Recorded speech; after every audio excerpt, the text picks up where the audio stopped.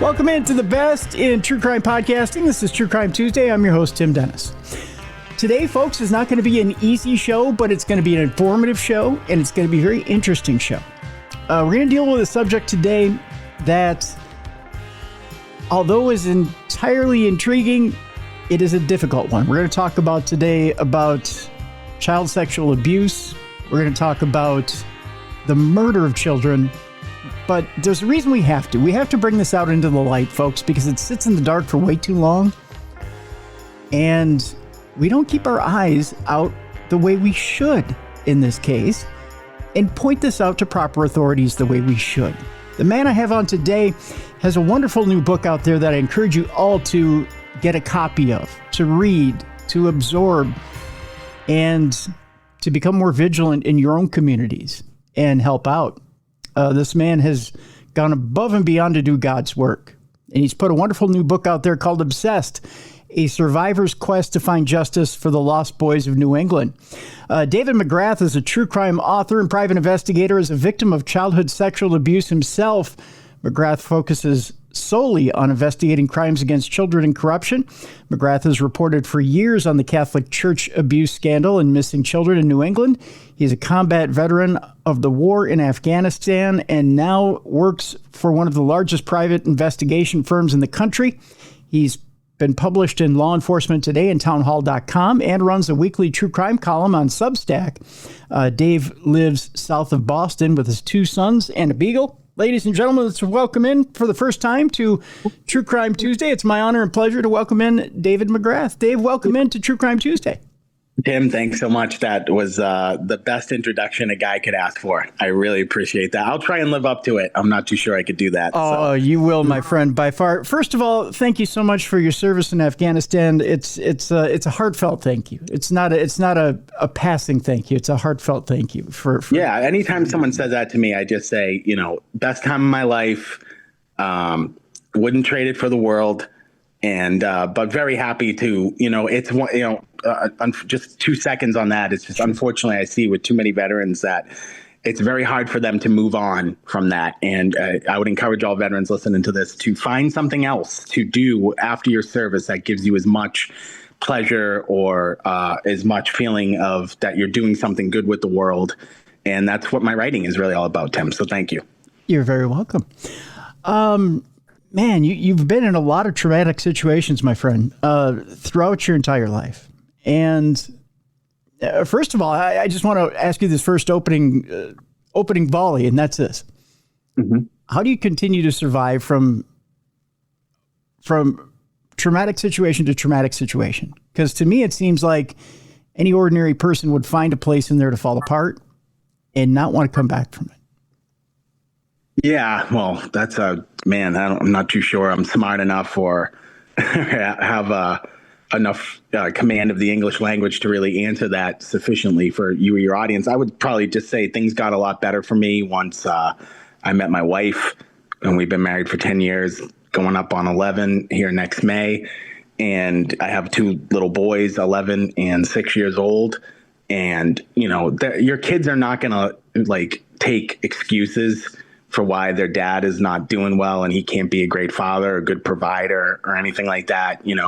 My kids are not going to buy that, or any kids. You can't just say to them, hey, daddy had it rough when he was a kid. He's probably not going to be around all the time. He's going to fall apart a lot. Money's going to be hard to come by because he really can't keep a job. Kids are not going to accept that. So that's really what keeps me on the straight and narrow. You need a strong partner. Obviously I have that in my wife, and your kids will keep you grounded, as all parents know. They'll make you forget about a lot of things and just you really start focusing on their lives and making them better, and you forget about your own stuff. And I'll tell you, the writing of this and the weekly columns that I do and other projects that I do are really cathartic. When talking about this book right now and seeing it out there and people emailing me from all over the globe to discuss their trauma with me, that's the best chicken soup I could have. So, have things always been good? No, I probably spent the first, my 20s and my 30s were really rough, turbulent times for me. I made a lot of mistakes. I had problems with all sorts of things. I'm not saying that, things are 100% better as I enter my 40s now. No, I just find like more healthy ways to deal with everything that's gone on in the past 4 decades of my life, and find better people to surround myself with. And, I know that sounds like, professional speak, and that's exactly what your psychologist would tell you. But I think that's, really true. You got to find something to tether yourself to, and that's really what my writing does for me. It's more for me than anybody, Tim.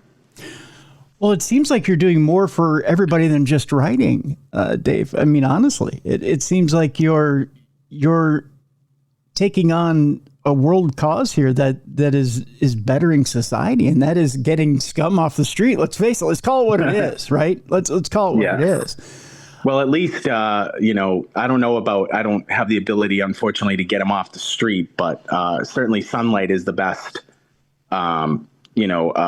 whatever that term is, bringing things to light is the best way to do it. And, a lot, unfortunately, in this day and age, it's still like one of those topics that's super taboo about, how many sexual predators that prey on children are active in the world today. And specifically to this book, the 1970s in New England was a hotbed for criminal activity involving the production of child pornography and the dissemination of it, specifically in Providence, Rhode Island, and the New England region. And unfortunately, tragically, many young boys went missing in the production of that, Tim.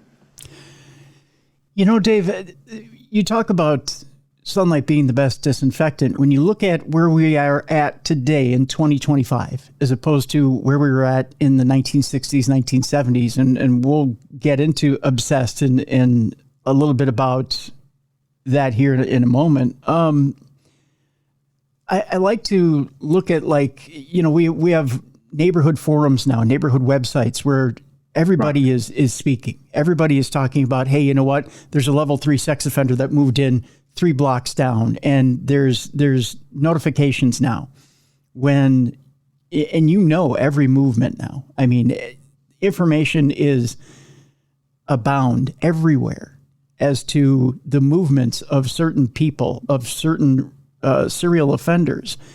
Yet that doesn't quite seem to be enough. The crimes keep happening. Right. What is it about today's society? I know this is a little bit of a difficult question here, Dave, but what is it about today's society where we still have one eye off the ball and it's still happening? Yeah, we've got probably both eyes off the ball, especially when there's, and this is going to be a nonpartisan thing to say. So anybody who knows me knows that I am a libertarian at heart, and I have mostly no interest in either political party in this country. But I see politicians stand on the stump for a lot of things that have really zero effect on the way Americans' lives go on a day-to-day basis. And I never see any politicians stand on the stump to talk about the sexual abuse, the child trafficking, the amount of child pornography arrests that are made, the amount of raids that go on a daily basis, that are, there was just 25 children in the state of Arkansas. The Arkansas State Police raided a home and took out 25 kids who were being trafficked, and mostly coming over our southern border. And again, this is a nonpartisan thing to say. There's a movement in the state of Oregon specifically, Tim, where to normalize to normalize pedophiles, basically. Hey, they were born this way, which they certainly were. I've made that argument. They are definitely born that way. It is not a nature versus nurture thing. There's many pedophiles that I profile in this book who I've been in their childhood homes. I know what their family life was like. It was normal. Mm-hmm. They were born this way. And there's a huge movement now to make that normal, to even get rid of the word pedophile and call them minor attracted people. That's not normal. What? And yes, the state of Oregon, there's been legislature on this. It's gone to votes. And there's very powerful people who are involved in, I talk about one story in the book, Tim, and you may or may not know it. Yeah. I read the book from cover to cover. Yep.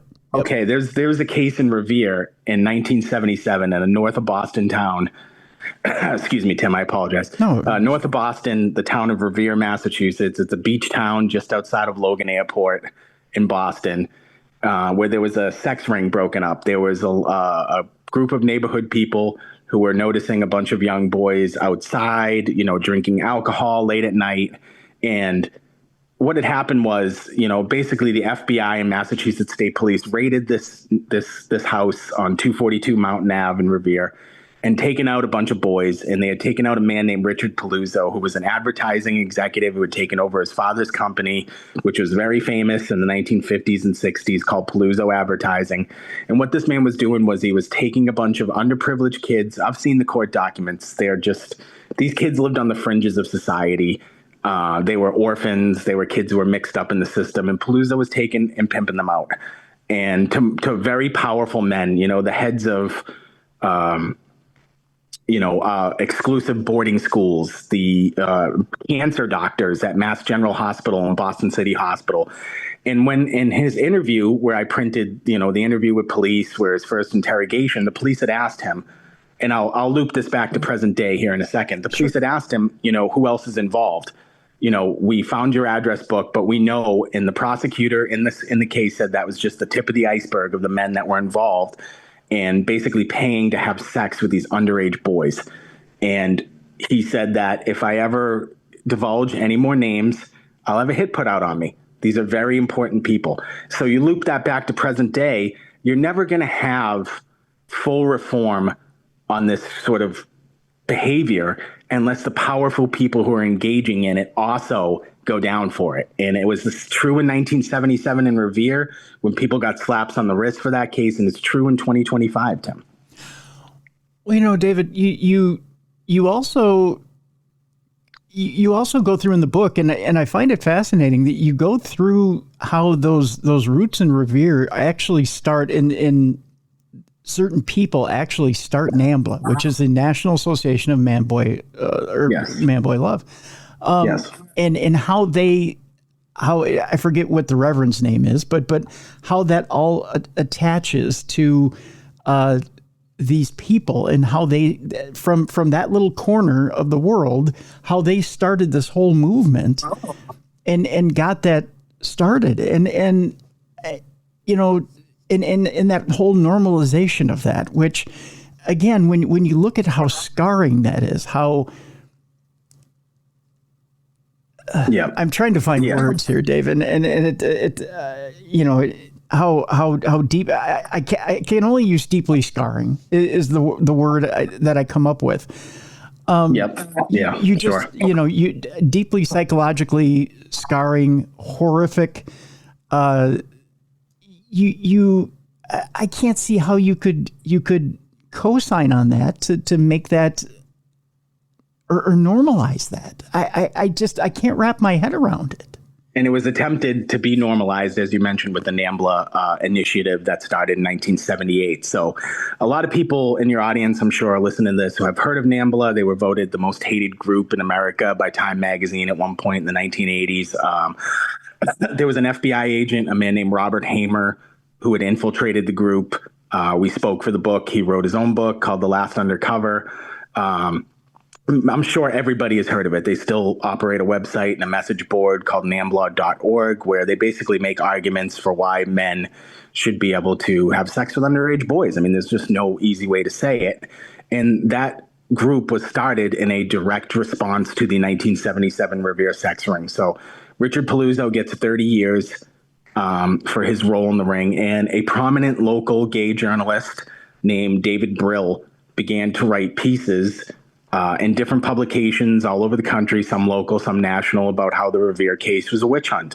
There were no real victims, and basically the Mass State Police and FBI and Revere Police were targeting gay men and making up stories about them.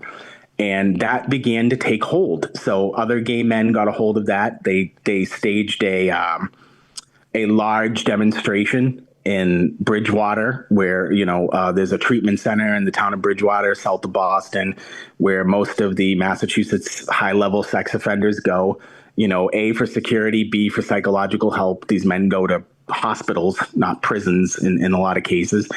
and they basically, did a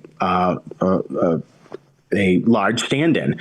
And that very day is when a pedophile priest by the name of Paul Shanley and 21 others got together and created this NAMBLA group that began to, in the shortest way possible, organize across the country. They had their original P.O. box was based in Kenmore Station, which is right off Fenway Park. Very, very famous landmark. Everybody gets off there to get to go to Fenway. And they had chapters all over the country and internationally, New York, San Francisco, Europe. And they got together, and there was a lot of famous members, including a man by the name of David Thorstad, whose papers still are memorialized at the University of Minnesota. This was a man who was a pedophile who made arguments that men should be able to have sex with young boys, age of consent laws should be abolished. They were almost another political group. And it wasn't until the early 90s where two Boston pedophiles who were card-carrying NAMBLA members abducted a young boy and murdered him. And that boy's name was Jeffrey Curley in Massachusetts. And at that point, the Curley family sued NAMBLA as a organization. The suit got thrown out, but it was enough for them to gain enough national prominence that the group was essentially made, shut down to the point where they really haven't been heard from since then. They still operate on the internet, but it's just, a few loosely organized people. The FBI had come in, like I mentioned, Hamer, and infiltrated the group. He recounted one story to me where he went to a toy store in New York City with a bunch of NAMBLA members. And, all these kids, it was around Christmas time, these kids were there shopping and they're with their families. And he's like, these NAMBLA members are making all these sexually suggestive comments and talking about what they would do with these little boys. And he told me, Dave, if I had a grenade with me, I would have pulled the pin. I would have. So that's what you need to know about NAMBLA. And, excuse me, Tim.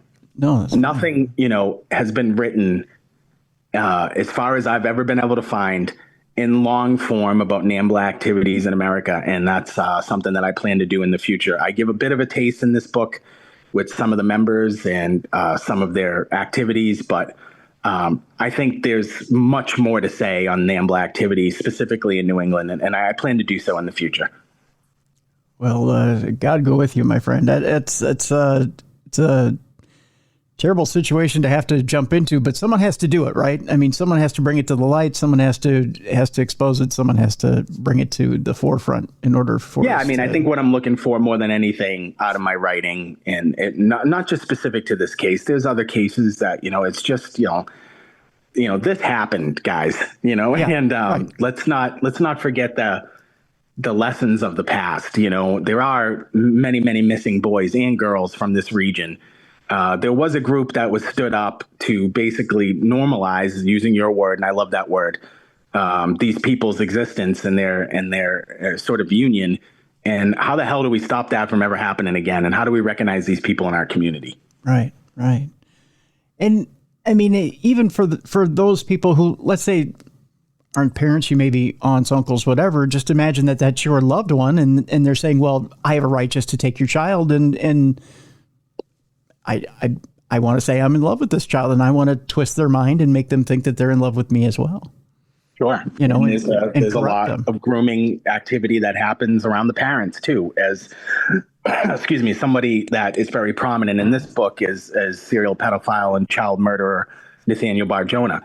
And Barjona was a very charming guy. He was the type of guy who many families in Montana and New England allowed their kids to be babysat by Barjona. This was a guy who, I think I prove in the book, he cannibalized a young boy, and parents had no problem handing their kids over to him to be babysat. How does that happen? How do you recognize these people? How much more education do parents need in history to know that it's probably not a good idea to just hand your children over to these people like Barjona, because chances are everything in their life is based around their sexual proclivities. They're trying to get close to your children for a reason. They're not your friendly neighbor. They're trying to act out their fantasies. So there are parts of the book having to do with Nathaniel Barjona, where I made the mistake of eating lunch shortly before I read the book. I almost threw up. I'm telling you, it was It was that disturbing, Dave. There's a lot of bad people in this book, as I write in the book, and I think it's the most best way I could put it to a new reader is like, there's no happy endings here. There's no real redeemable characters. And if you're looking for that type of book, I suggest not reading this all at once because it's just not there. But Barjona might be the worst. Barjona seemed to get off on terrorizing people. And, with Chapman and others, I really do believe that they were just in business, and their business was producing child pornography. And if a kid got hurt in the commission of that, that's something they were willing to live with. But Barjona was actually enjoyed terrorizing people and hurting people, and he got off on that. So I agree with you. He's the worst of the worst. He's the worst killer that I've ever personally studied as a layman. I've done a lot of studies and a lot of research for this book, 6-7 years leading up to this, and I've never come across somebody as uniquely evil as Barjona. He was a piece of work, boy. I tell you, we'll get a little bit into him in the second part of the program here. One of the questions I wanted to ask you off the top of the program here, Dave, is this. I wanted to make that transition from your own trauma to how do you start to seek out some of these disgusting human beings? How do you decide that you're the one who's going to go out and expose them? What made you trip that trigger? Was it something in your military service that you decided is that what it was, that you decided, you know what, I'm going to be the one to put that brave foot forward and go out and decide to shine a light on these guys? Well, I would say that I'm probably not even the first one. There was a documentary made called Have You Seen Andy by a woman named Melanie Perkins McLaughlin. And I had seen that documentary late one night. I was kind of battling a flu like I've been lately, and I was up, one of those like 2 a.m, like, give me something to latch onto here so I can get over my misery. And I saw this 1.5 hour long documentary about a missing boy in Lawrence, Massachusetts in 1976. And, I remember going to bed that night after watching it and going, oh my God, that was like, the most horrific documentary I've ever seen, not that it was made badly. It was made spectacularly. It was just, the content, the subject matter. And I'd been wrestling with my own sexual abuse. I mean, let's be honest. I grew up in the same area as this young boy, maybe 30 minutes away. And I started thinking to myself, she had mentioned in the documentary, there were 5 pedophiles at the pool that day that this boy, Andy, disappeared. And frankly, Tim, I started thinking, like, were any of these pedophiles maybe some of the men who had abused me when I was a kid? Maybe this is a way for me to find out about my own self. And, at that time I was like 28 years old, but, I was still like really in the throngs of a deep, like nasty depression over it, and it was really coming back to haunt me hard, and I was like, I woke up that next morning and I remember I Googled a picture of Wayne Chapman. It was one of his booking photos, who was the main and likely murderer of Andy Puglisi. And I just said, I'm going to find out everything I need to. I want to find out everything about this guy's associates. I need to find out everything about his childhood. I need to know every move he ever made in this state, in the surrounding states.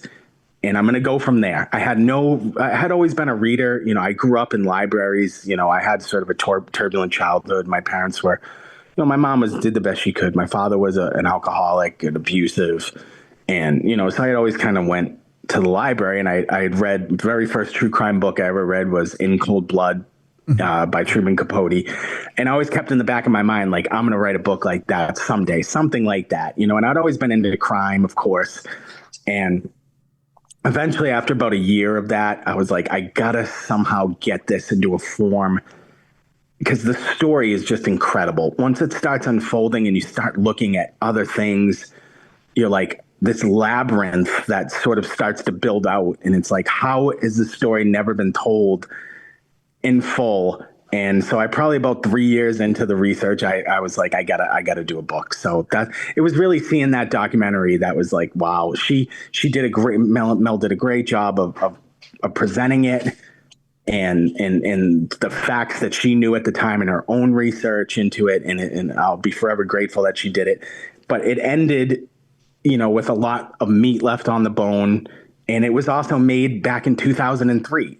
And I had been sitting there now, this was 2013. I'm like, nothing's been talked about in 10 years on this. Let me see what I can do to expound upon that. Interesting. All right. So that kind of sets you on your way. I tell you what, David, let's take a break here. When we come back, it doesn't just start with Wayne Chapman. It goes deeper. And as you start to unpeel the layers of Wayne Chapman and find out exactly how much is there, you start to realize that Wayne Chapman is not just a solitary entity, that these guys travel in packs, and that there's a whole labyrinth or a network of pedophiles, and that they lean on each other, and that it's quite the disgusting network. Folks, this book is so incredibly interesting. As much as I hate to put it that way, it's the mind of how these people work is intriguing. Obsessed is the name of the book, a survivor's quest to find justice for the lost boys of New England. David McGrath has really taken the mind of a pedophile, peeled it back, and exposed it for all of you to see. And it is dark. It is dark. I encourage you during the break to go to the link that we have in the description of this program. Get a copy. If you want to know exactly what kind of danger, even to this day, your children are in, you need to get a copy of this book. Read it, because David's done the legwork for you. It's all there for you, so you can see exactly what you're up against. When we come back, we'll talk to David about not just Wayne Chapman, but some of the other people that Wayne Chapman had surrounded himself with. It's absolutely chilling, folks, what you're up against. When we come back, more with David McGrath right here on the best in true crime podcasting. This is True Crime Tuesday.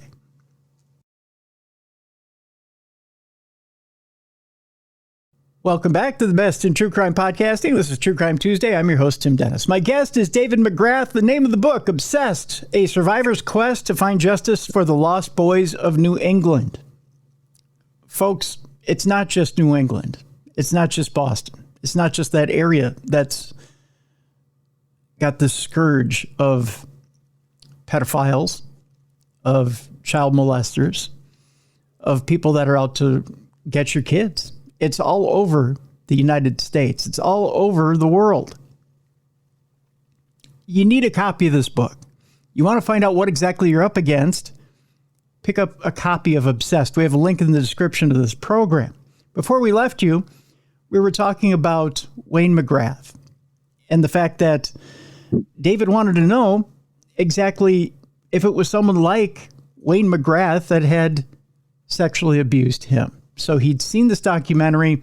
He knew that there was this 10-year gap between now, 2013, and when this documentary came out in 2003, and whether that gap needed to be filled in if there was more information about Wayne McGrath. Now, as you're starting to go down this rabbit hole here, Dave, you're starting to find out that it's not just Wayne McGrath, is it? It's not just Wayne McGrath is that solitary entity that goes out, does his crimes, goes home, lives his life. There's this web that he weaves, and he doesn't just exist on this island. They tend to lean on each other, support each other, and weave this sick web of exchanging things, don't they? Yeah, unfortunately, yes. So, when I first started looking into it, the first question I had, and I remember having a discussion, 2014 or so with the detective from the Providence Police Department who had worked the Chapman case. And I asked him, I said, how the hell, because Wayne Chapman had been abusing boys. He was from upstate New York. He lived in the town of Jamestown, which is closer to New York, to Toronto than it is to New York City. So way up there in Western New York.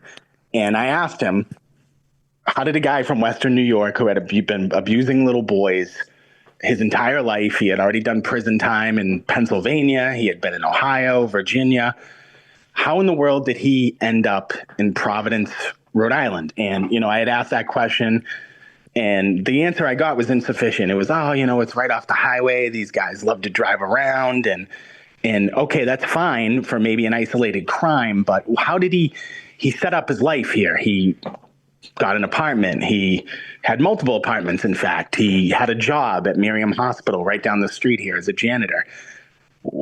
Nobody just moves to Providence from Western New York. You don't throw darts at maps and just say, okay, I'm going to move there. It didn't make sense to me. But it wasn't until a few years later, I was actually reading some FBI reports on a New York mob boss named Roy DeMeo. And noted in DeMeo's FBI reports was that he had basically moved the hub of the child pornography production and dissemination business down to Providence, which had been run by a brutal mob boss here. Everything in just one sentence background on the city of Providence.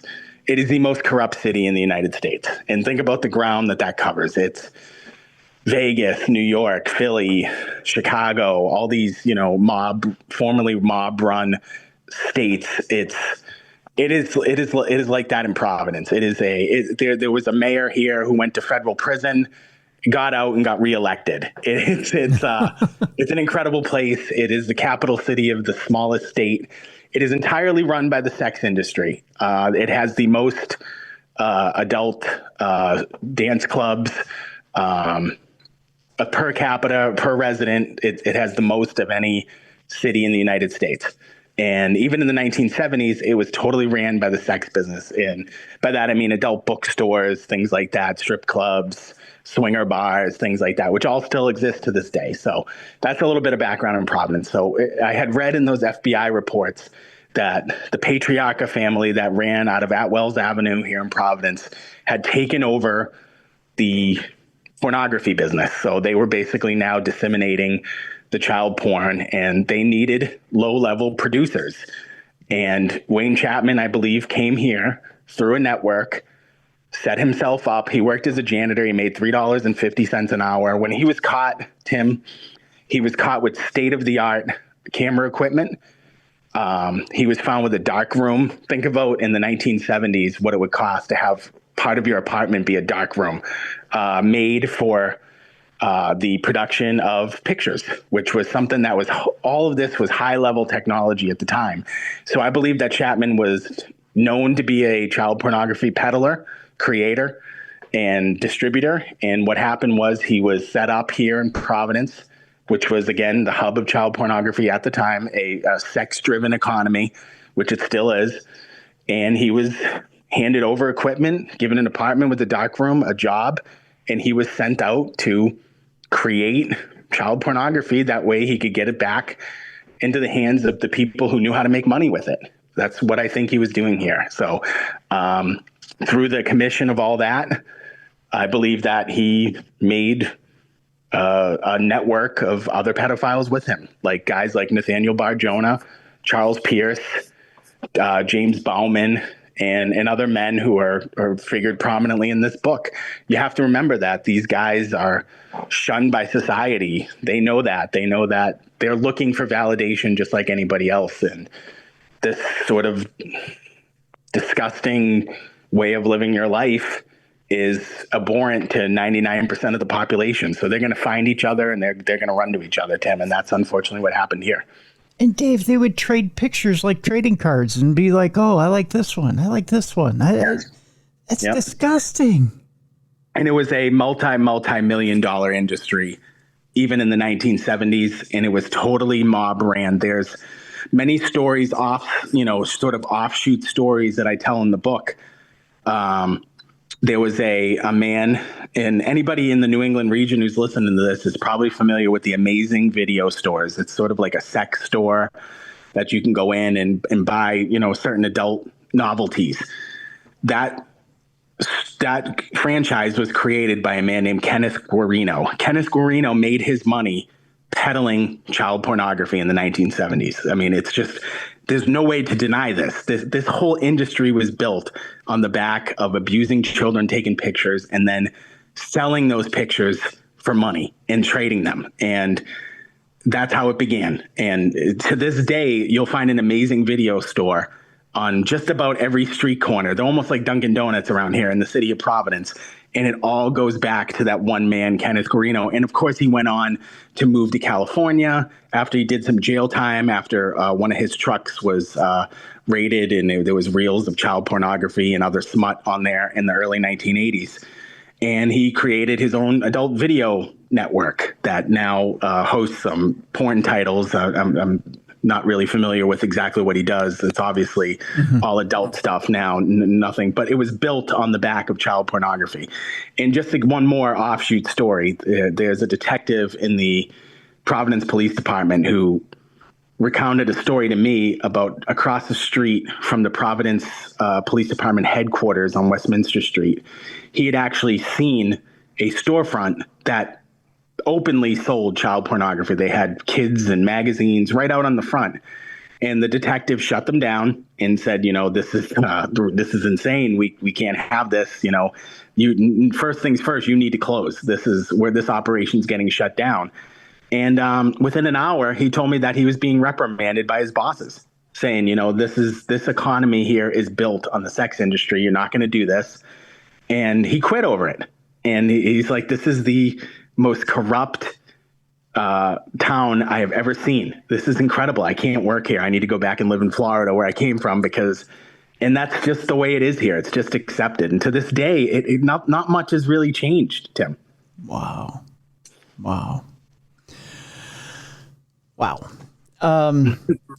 want to switch back to Wayne Chapman here. I want to put the focus back on Wayne Chapman here, who is the main pedophile and the main focus here. But there's these players that kind of they roam around Wayne Chapman throughout the book, and it's interesting how they're kind of satellites around Wayne Chapman, but yet they feed around him, and how they make him, they kind of upgrade him as a pedophile, because I think on his own he wouldn't have been as prolific. Does that make sense? Yeah, I certainly don't. I don't know if it was. I think he was very prolific before he met any of these guys, Tim. I mean, he had been basically raping his own brothers as early as 7 years old. He was. I would say that these guys around him were better criminals, so they kept Chapman from getting caught, at least, and he got caught a lot. And he always, this was a guy who had an IQ of around 80. He wasn't, a particularly book smart guy. I'm not saying he wasn't a cunning criminal. Eventually he became a cunning criminal, and he got away with 2 murders, almost certainly. And I think when you read the book, I lay out the case for Andy Puglisi and certainly for David Lewison, another boy who disappeared from Brockton, Massachusetts in 1974, who was almost certainly a Chapman victim. And, eventually these guys taught Chapman that what I think was Chapman was a heavy producer. He really knew how to get boys, get them away from their friends, sort of isolate them and take pictures. These other men like Barjona and serial murderer Charles Pierce were much better at the after care, if you will, of getting rid of bodies, knowing how to talk to police and deny things, being able to work psychiatrists so they could get out of prison, be smart enough to confess to other crimes that maybe they did not commit to get better accommodations in prison. I think Chapman was, he was born to abuse kids. He was going to do that no matter what. But these guys probably gave him a little bit more time away outside of the prison walls, if you will, Tim. Okay. Was Chapman did he tend to want to more leave them alive at the end of it? Or was he wanting to kill them as well at the end of his escapade, so to speak? I don't have a better word for it other than that. Yeah, sometimes it's hard. It's impossible to find a better word when you're talking about situations like this. I've kind of gone back and forth on that. If you asked me that question 5 years ago, Tim, I would have told you Chapman probably never set out to murder any of these boys. He was just a machine feeding his proclivities, right? I've kind of changed on that, talking to other victims. I had a victim tell me that Chapman showed him a picture of a little boy tied to a tree that was lit on fire, and the boy looked to be burned up, and he told him, I'm going to do this to you if you don't be quiet. Those are stories that are being recounted to me later on. So I actually think that Chapman was probably well on his way to being a child killer. And, he looked at these boys as objects. Those are from his own words. He didn't have the overriding theme of the book is that these guys are sharks. They're just there to feed their interest, and whoever gets hurt in the commission of that, they're not going to bat an eye. And, so I have my general thought on Chapman now is that he was likely a murderer on his own and didn't need much, pushing towards that. And these guys being around him just made it 10 times worse because they were true evil psychopath serial killers, Barjona and Charlie Pierce specifically, who would drive around with bodies in the back of his truck. And he was a necrophiliac. He was a carnival worker who had been raping children for 5 decades before he met Wayne Chapman. And, I allude in the book to he was a carnival worker who traveled the United States. And, I think there's heavy evidence that he killed a little boy at a carnival in Chicago. I've been working with the cold case unit at the Chicago PD to see if maybe we can get something nailed down on Pierce on this old murder of a young boy named William D'Souza. I spent some time there a few years ago. The community really remembers Billy. And, I think that was likely a Pierce victim. That's the scary part about the whole thing, Tim, is that these guys were everywhere and they were nowhere. They were in Ohio, they were in Virginia, they were in Maine. And wherever they were, boys went missing, Tim. That's insane. It's insane that you could have such an impact but be a ghost at the same time. That you make an impact, and people remember you, but yet you can't prove that they were there. Yeah, nothing ever stuck. The only one who truly went down was Pierce. He admitted to killing a little girl named Michelle Wilson in Boxford, Massachusetts in 1969, and he went down for life. He died in prison. Chapman got out eventually, and, Barjona eventually got out and ended up dying in prison. But none of them, Barjona nor Chapman, ever went down on the books for a murder. And somehow they skated through folly, errors by police, which I certainly, in the Puglisi case, they had the sock that the little boy wore that day to the pool in Wayne Chapman's van. I mean, they pulled it out as evidence and they lost it.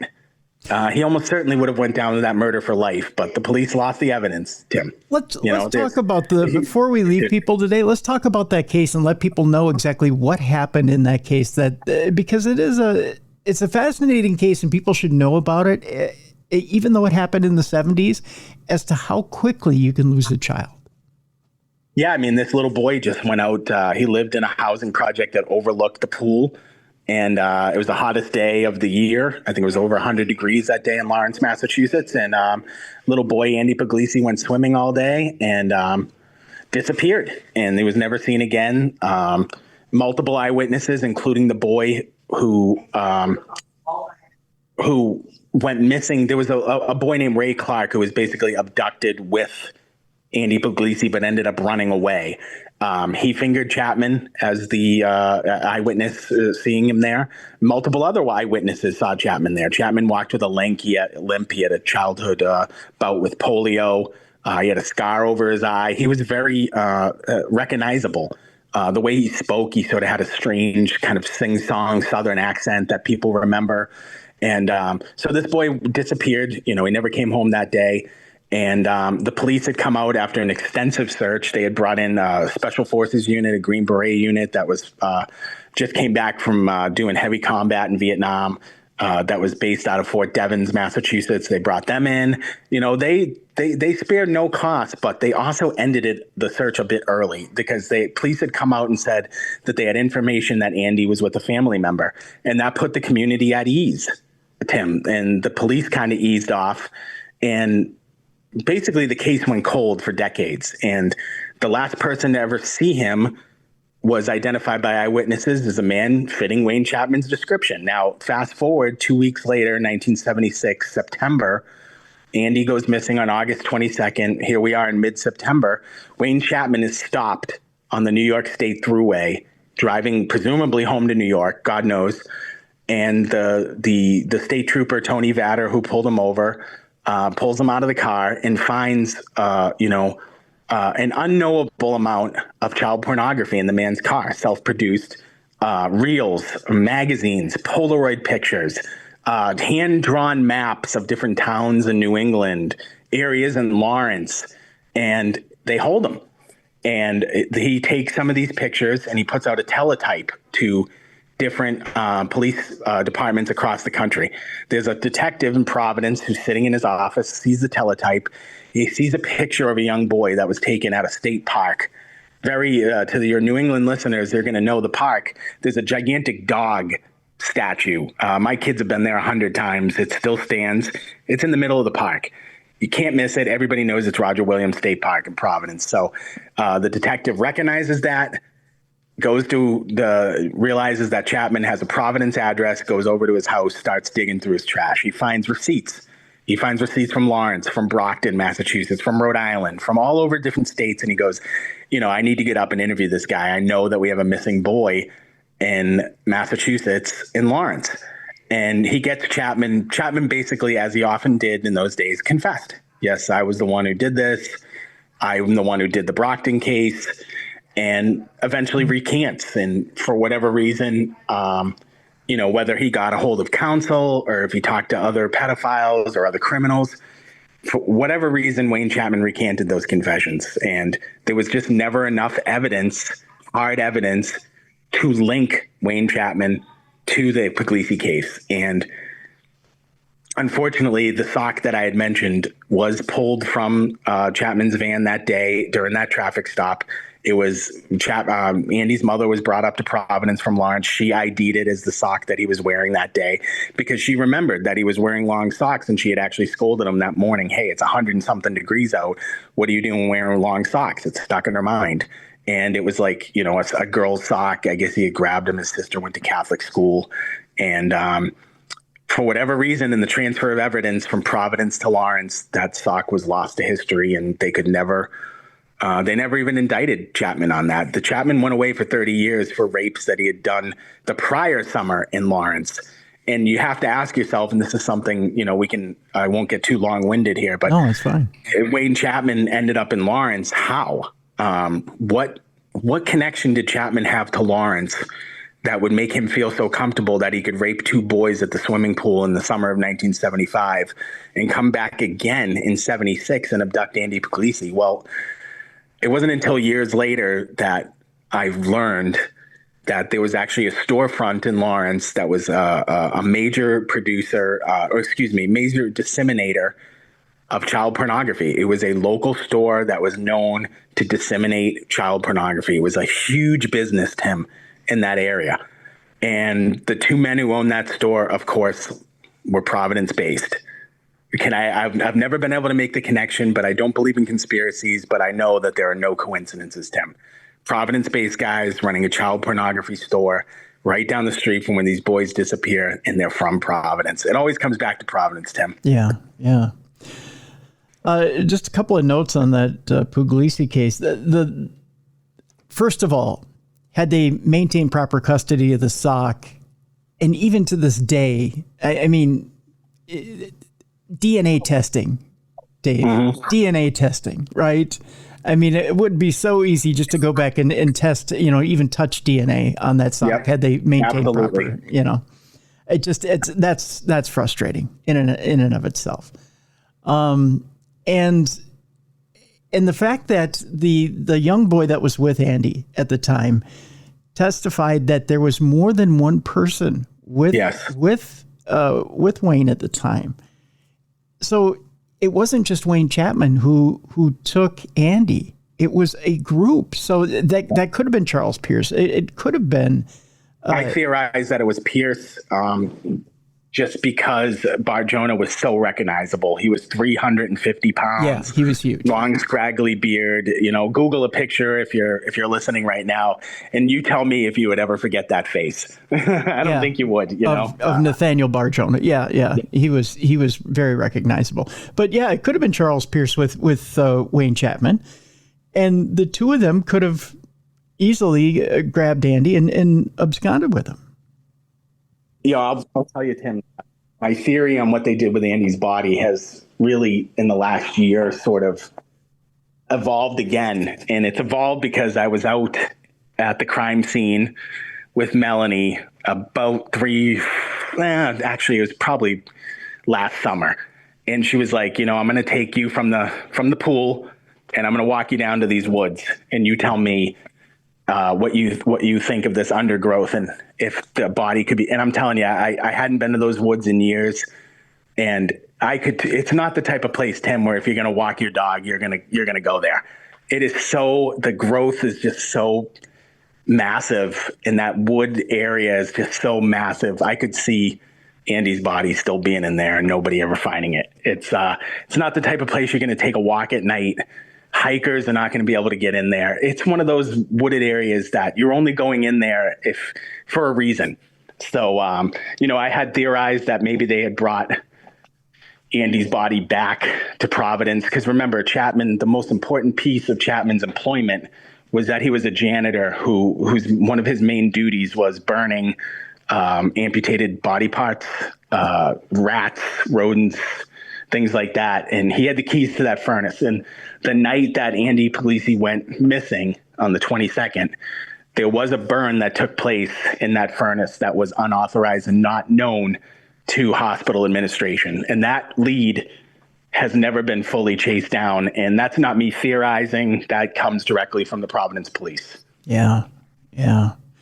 There's a lot more to this book, Obsessed, folks, that you need to pick up, you need to read. The one thing I do want to leave people with today before I let you go, Dave, and I don't want to get too deep into it. I want people to read it in the book, but you have come face to face with Wayne Chapman. And I just want you to comment on this. I'm not going to let people know how it ended. I want people to read it in the book. But I want you to describe to people what it was like to look into Wayne Chapman's eyes. Yeah, Wayne Chapman was like looking at like an alligator or a crocodile. Like they see kind of right through you. You're just kind of like, they're predators, and they're there. They exist for one reason, to feed. And it's like seeing a big brown bear when you're out hunting and they almost look through you. There's just no feeling. You're just food. They're just trying to figure out whether they can eat you or not. That's the best way I could describe Chapman. He's just a subhuman reptilian almost. I read that chapter in the book and I was chilled. I was absolutely chilled. And I don't know how you held yourself back, to be honest with you, because as a guy with combat training, I'm surprised you didn't kill him. Yeah, I walked away from that feeling, and for those of you who read it, I don't want to spoil it. And, I walked away from that thinking, Dave, this is a senior citizen confined to a wheelchair, and you're not going to have the time to explain to people what. And, I ran into a similar situation in Florida when I was chasing down another pedophile where it didn't obviously come to blows or anything, but it was kind of loud, and I finally got a hold to be able to look outside of myself for a minute and go, Dave, this doesn't look good to people who don't know what the hell's going on here. And and there was even a time where I grabbed my phone and I'm trying to Google and show people like, hey, this is who you're defending here. Yeah. So I walked away from that. I don't know, a little embarrassed for myself and a little like, hey, Dave, you got to grab a grip. Like, you're not this didn't work out the way you thought it would. And it's not bad execution. It's just because it's not a good idea. Now I'll leave it at that. I'm trying to think of a good way to put this. When people only see the end result of what you're trying to do and they don't see the body of work, right? And what a person's done, and you're trying to say, well, you know what? I'm here to get them to answer for their body of work. And they only see what that person is now. And they go, well, but it's just this. It's kind of like a Twilight Zone episode, right? Yes. And it all came based off, I'll blame the great true crime author, James Renner, for that entire situation because he had written in his book, I can't remember the name of the book, but it was based off the investigation he had done into a little girl who went missing named Amy Mihalovich in Ohio, I believe. Mm-hmm. And he had written that he had caught a suspect and I'm sorry, unfortunately, someone's playing bagpipes outside my house. I apologize. That's okay. That's odd. He had written in his book that he had gotten his best suspect and chased this guy down to Florida. And he was going to basically find this guy and give him a story that he had his DNA. And the police were on their way to get him. And, the die had been cast for his guilt. And I had thought the same thing. I'm like, listen, I'm gonna find Chapman and I'm gonna tell him that they found Puglisi's DNA in that furnace, and I just want to see how he will react. And that was, you read the book to find out how it went, but That was sort of my inspiration for that, Tim. Yeah, and perfect inspiration to do so, and as you should. But again, read the book to find out how it goes because it's very intriguing. It's very intriguing. Folks, I encourage you to get the book Obsessed, A Survivor's Quest to Find Justice for the Lost Boys of New England. There's things in here that will absolutely chill you. I think it's required reading for this reason alone, because in everyone's corner of the world, if you take in, it's very easy to do to find out exactly how many, go on truthfinder.com and look at the amount of sex offenders that live in your area alone. That alone will chill you. It'll chill you to the bone. And find out exactly, with children in your life, how vigilant you need to be. And then go pick up a copy of David McGrath's book and learn the blueprint as to how vigilant you need to be, not only for the children in your life, but the children in your neighborhood. Then start taking your head out of your phone and looking around and start giving tips as to whether it be law enforcement or whoever when you see suspicious activity. Because it's time now for us to be vigilant, not only for our own children, but for other children as well, and to make this a much better society for the future generations out there. I think, David, you'd probably second that as well, right? Yeah, and I would just add to it that, that if you read, the most recent reports, Operation Pacifier, there was an operation called Operation Pacifier, which was the biggest child pornography online investigation. I'll make this very short. Sure. That has ever taken place in the United States, where to the point where the FBI had actually taken over a child pornography website, a copy of it, they using a network investigative technique that is classified. And basically what they were doing is they were operating the website after the owner got taken down, which was a regular 53-year-old retiree from Naples, Florida, a guy who had a normal family, normal life, kids, the whole nine. And they basically, what happened is they allowed all these other men to come in and use the message boards, do the trading for a few days, and they stamped everybody's IP. And they took down, I can't remember what the exact number was, 20, 30,000 men. Wow. And they came from all walks of life. They weren't just the janitor like Wayne Chapman, who was a creepy janitor who worked at a hospital. They were gym teachers. They were police officers. They were elected officials. They were detectives, attorneys. So, we really need to clear our minds of what a pedophile looks like, acts like, behaves like. They're really, really good. And coming from somebody who worked in prisons, I've worked in every level of prison, state, federal, county. I've been able to observe pedophiles in their natural habitat, if you will, speak with them many, many times, many, many interviews. And they're just guys that, you would not even look twice at your local 4th of July barbecue. And that's the one thing that I would stress more than anyone. It's not the creepy guy. It's the janitor. It's the math teacher. It's the police officer. It's just the normal guy. Yeah. Yep, absolutely. Folks, go get it right now. Obsessed, a survivor's quest to find justice for the lost boys of New England. David McGrath, I want to thank you so much for being on today's True Crime Tuesday. Always a pleasure. Thanks, Tim. Huge fan. Thanks, man. Thank you, David. I appreciate you so much. Folks, it's time now for us to lighten things up a little bit. It's time now for us to bring in Jessica Freeberg, and it's time now for Dumb Crimes and Stupid Criminals. It's Crayon News story time. What happened with this dude, Christ Bearer? I heard he cut his penis off and then jumped off a balcony. Suspect pulls gun from butt, shoots twice at Denver police. What is your emergency? I need help. And what's the problem? I'm too high. You're too high? Yeah. It's that time, the time you've all been looking forward to. It's time now for Dumb Crimes and Stupid Criminals. And with that, we need a co-hostess. So what I've done is I've sent a carrier pigeon. I threw it up in the air. It froze instantaneously because it's like 55 below zero outside in the Twin Cities. So I went through more conventional means. I just picked up my phone and I texted, and I got a hold of one of the best co-hostesses in the business, ladies and gentlemen. She's intelligent, she's witty, she's funny, and she's darn good looking on the eyes. And of course, she's got 3 books out there. She's the Hindustan #1 selling author for the 5th week in a row. I know it's 5 because I can count them on my fingers. 1, 2, 3, 4, 5. Ladies and gentlemen, here she is, Jessica Freeberg. Jessica, how are you today?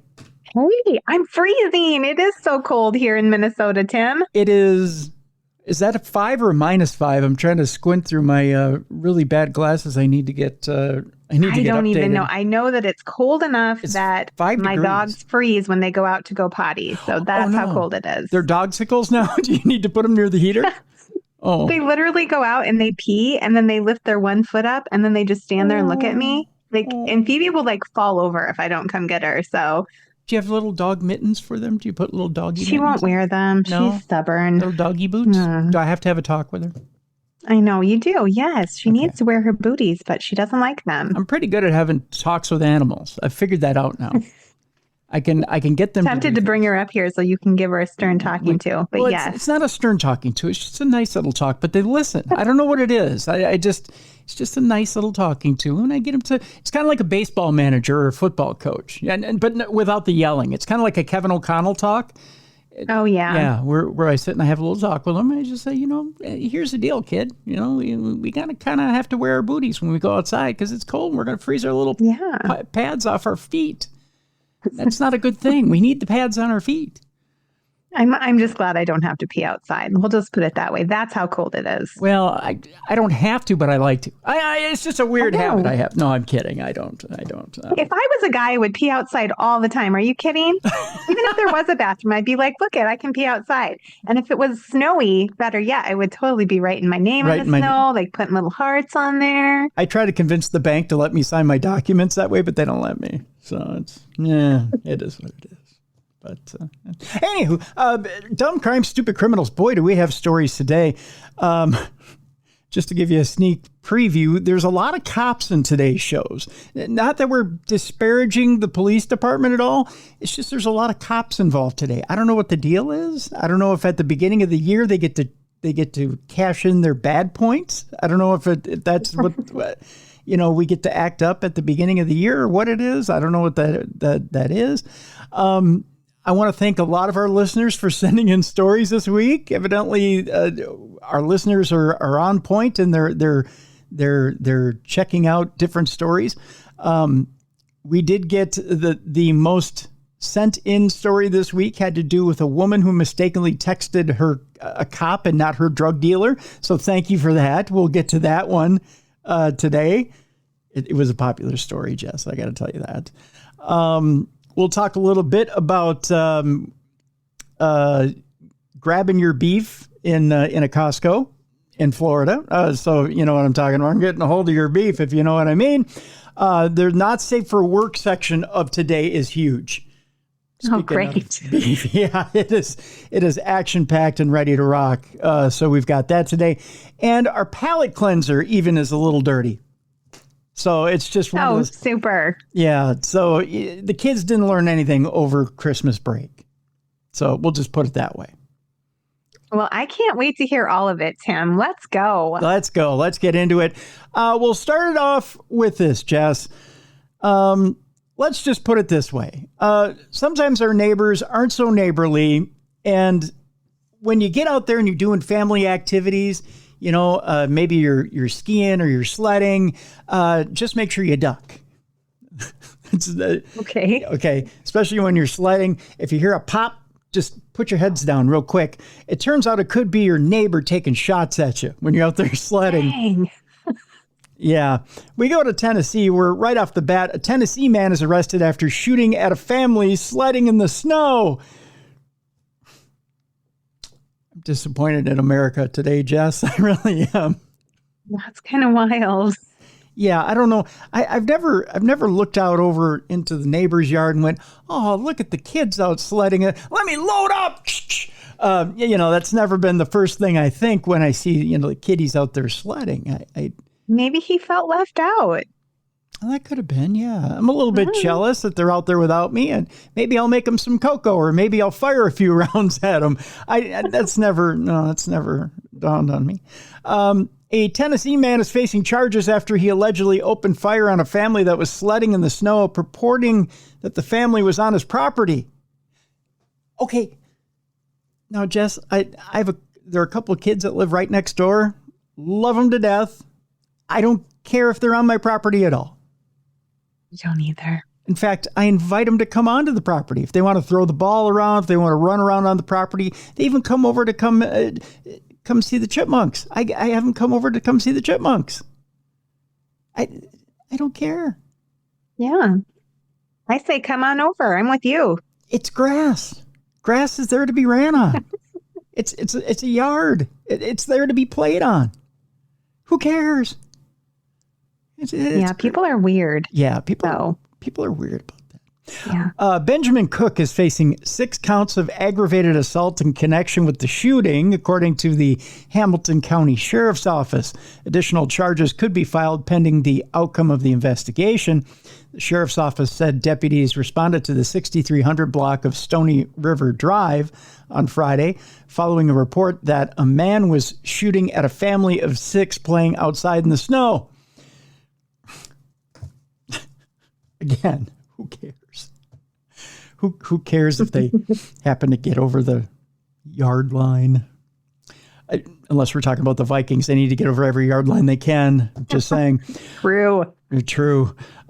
Preliminary information from the scene showed that the parents and their 4 children walked down the street to go sledding down a hill in their neighborhood, according to deputies. But at around 11:30 a.m., the family said they heard gunshots coming from the direction of a house down the hill near the 10400 block of Birchwood Pike. The mother said she observed snow fly up from the ground just a couple of feet from her 1-year-old son. So here's the 1-year-old toddling along, and then snow flies up just a few feet away from the 1-year-old. Tried to shoot a baby. Yep, tried taking shots at the baby. By the way, here's the... if you don't mind me using the word, I'll use it liberally. Here's the asshole who took a shot at the kid right here if you're watching on video. Yeah. He looks like a mean man. Doesn't Look at that owl. Yeah, he doesn't look like he probably hands out full-size candy bars on Halloween. Just saying. His eyes look a little dead inside, too. Ugh. They do, don't they? It looks like one might even be a false eye. I'm not casting aspersions. I'm just saying. Yeah, I'm just saying. The parents immediately looked in the direction where the shots were coming from and yelled at a man who later identified himself as Cook to stop shooting. What, Captain Cook? I mean, what? Why is he identifying himself as Cook?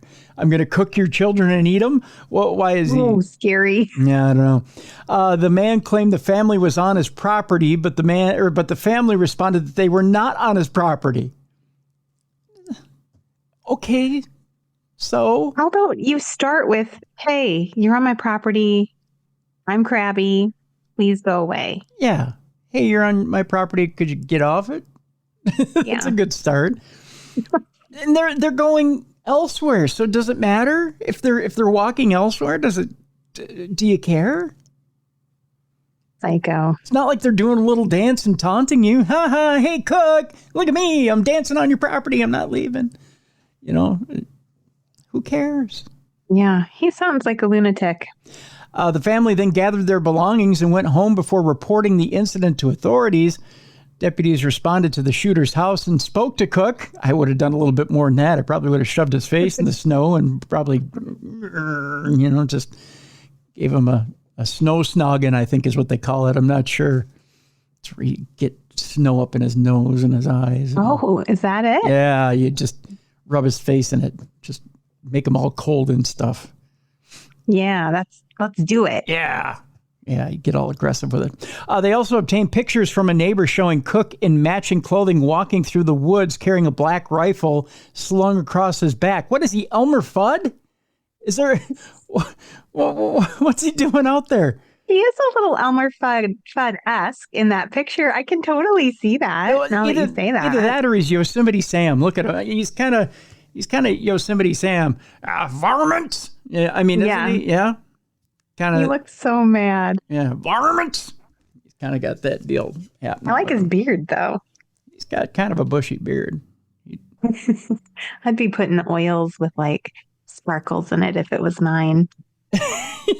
Glitter beard. I'd be the guy with the glitter beard. Be the guy with the glitter beard? Well, that guy doesn't shoot people, though. No, the guy with the glitter beard never shoots anybody. No, he's kind of like, see? We're all friends. We're all friends here in the forest. An investigation also revealed that the family was not on Cook's property when he began shooting. So they weren't even close. The guy just took off and started shooting. Yeah. Yeah. A search warrant was executed at Cook's home where several rifles were found inside. There's a shock. So there you go. He's just wound a little too tight. By the way, he was arrested on aggravated assault charges. Good. So there you go. Another one in the pokey. as he should be. As you should be if you shoot at babies. That's right. As you should be if you shoot at innocent babies who are only trying to go sledding and enjoy the winter. That's right. That's wild.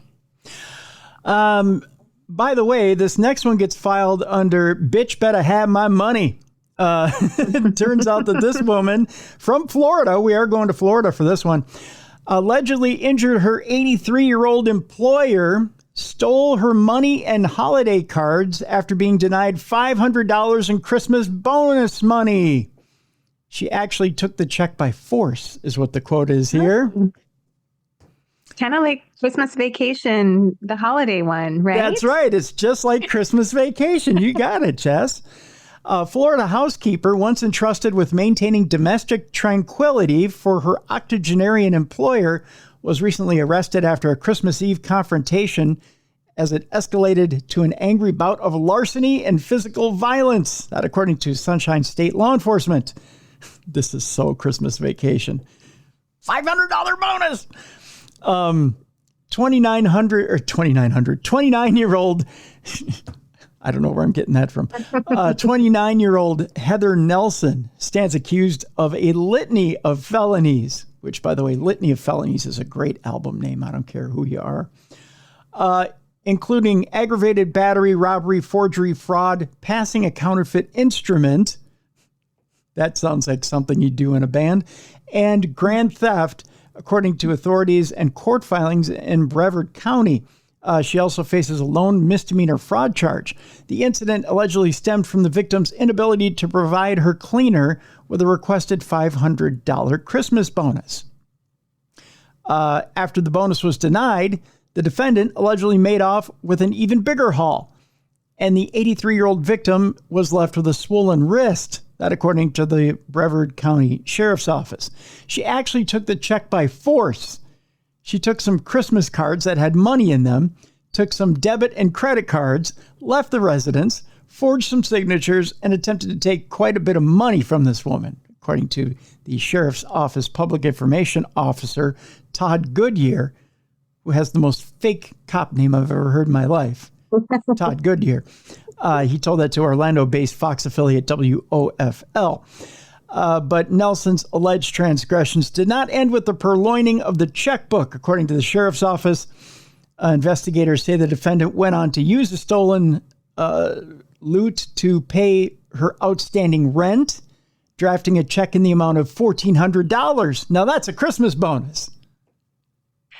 Yeah, that's a good one. I'd take it. Yeah. Not by force, though. That's right. So that exceeded the amount of the would-be bonus. Based on what she was using the monies for, she was in financial trouble. Goodyear went on to tell the TV station maybe she just saw this as the only way possibly out of it, but to take advantage of her elderly seniors is not what you do.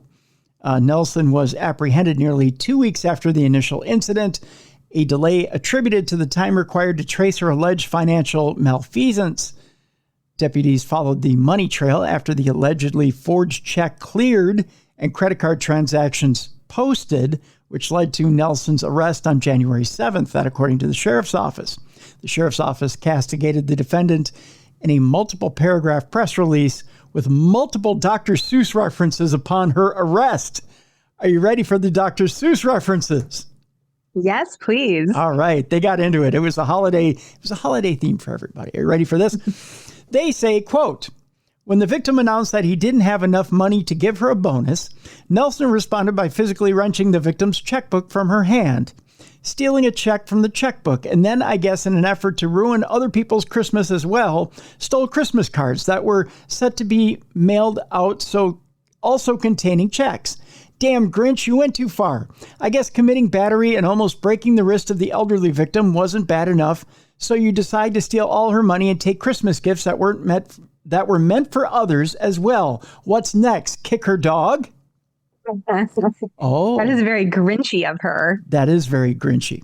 Now, while the original Grinch story may have ended with everyone in Whoville being happy and sharing their Christmas with the Grinch, this one ends with Agent Cheryl not being happy at all about what happened and going and getting a warrant. The press release goes on.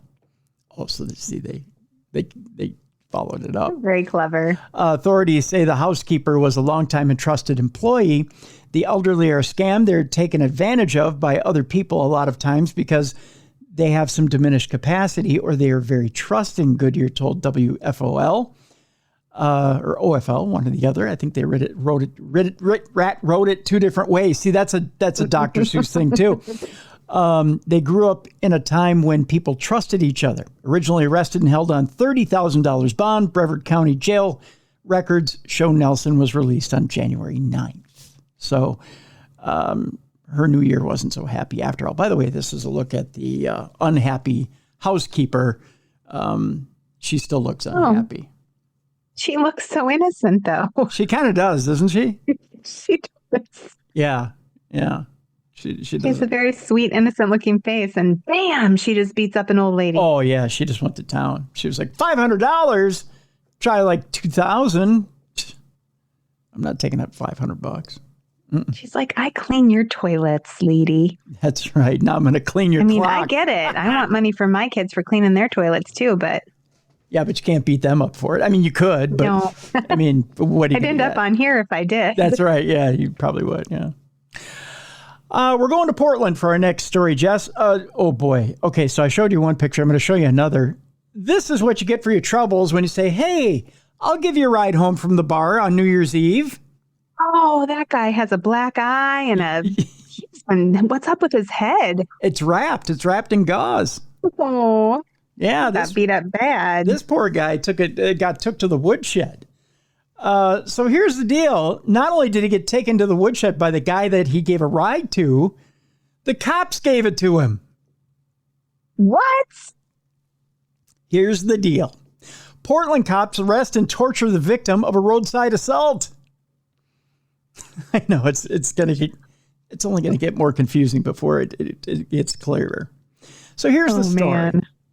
Around 8 p.m. on the night of New Year's Day, 70-year-old Bill Lundgren, a divorced hospice and Meals on Wheels volunteer who teaches English at Southern Maine Community College, the guy can only be more of a saint. And it's going to get really bad before it gets better. Went to a neighborhood bar near his Deering Center home for dinner and a couple of cocktails. There he saw 41-year-old Thomas Pushak, who is a construction supervisor who also frequented the place. And the two acquaintances struck up a casual conversation during which Pushak remarked that he didn't have a ride home. Lundgren offered. He said, I'm leaving in a little bit. If you can put up with being slobbered over by 2 Springer Spaniels, I'll give you a ride. Yes, he had his Springer Spaniels with him. So he's like, hey, if you don't mind riding with the puppies and getting a little slobber on you, I'll give you a ride home. Not a big deal. I don't want you driving drunk. Hey, I'll give you a ride home. Yeah. That's really nice of Mr. Lundgren, right? So Pushok gratefully accepts, and at around 9 p.m., soon after they crossed Washington Avenue heading north on Allen Avenue, Pushok asks Lundgren to pull over all of a sudden. Just in the middle of nowhere, says, hey, pull over. All right? Kind of weird. He did so, figuring that they were near Pushok's home. And suddenly something horrible happens. Without warning of the slightest provocation, Lundgren said, Pushok began viciously punching him in the face and head, possessed by a blind drunken rage. Oh, no. Right? He says, if I wouldn't have gotten out of my car, I think he would have killed me, Lundgren told the Bollard last weekend during an interview at his home. He opened his driver's side door and tumbled out onto the pavement as his dogs panicked in the back. Pushok exited from his side and fled into the wooded neighborhood nearby. Passengers in a vehicle behind Lundgren stopped when they saw him hit the frozen ground and approached to administer aid. So this poor guy got pummeled for giving this guy a ride home. This is terrible, Tim. I hate this story. Well, I do too, Jess, but it gets worse. He says, I can't even see I'm bleeding so bad, Lundgren recalled. He believes the Good Samaritans were off-duty first responders. They were awesome, he said. They just took control. They got the blood off my face and calmed me down.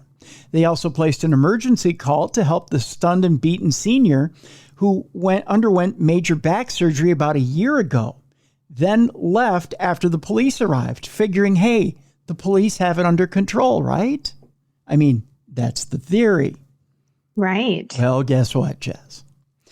When the cops showed up, I'm like, oh, good. Finally, this nightmare is about to end, Lundgren recalled. Instead, it was just fucking starting. That is Lundgren's quote. I'm not saying it. He's saying it. Okay. From the moment they got out of their car, I was a criminal, he continued. The first thing that they should have done with me is take me to the emergency room. Instead, they were hell-bent on filing their DUI quota for the month, and they were convinced that I was drunk. He wasn't drunk. He was just beat up. Right. The 2 Portland police officers, both white men, demanded Lundgren perform a field sobriety test. I said, guys, I just got the shit kicked out of me. I can barely stand up and you want me to walk a straight line? Oh my God, this is crazy. Right. They did. And after another field test, this one of the assault victims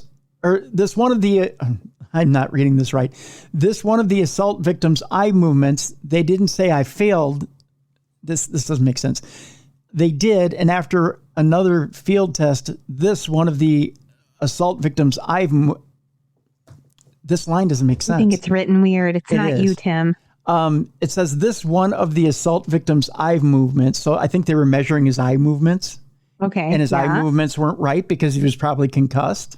Yeah, he just got his head cracked. Right. So they said, Lundgren says, they didn't say I failed, but that's when they cuffed me, said Lundgren.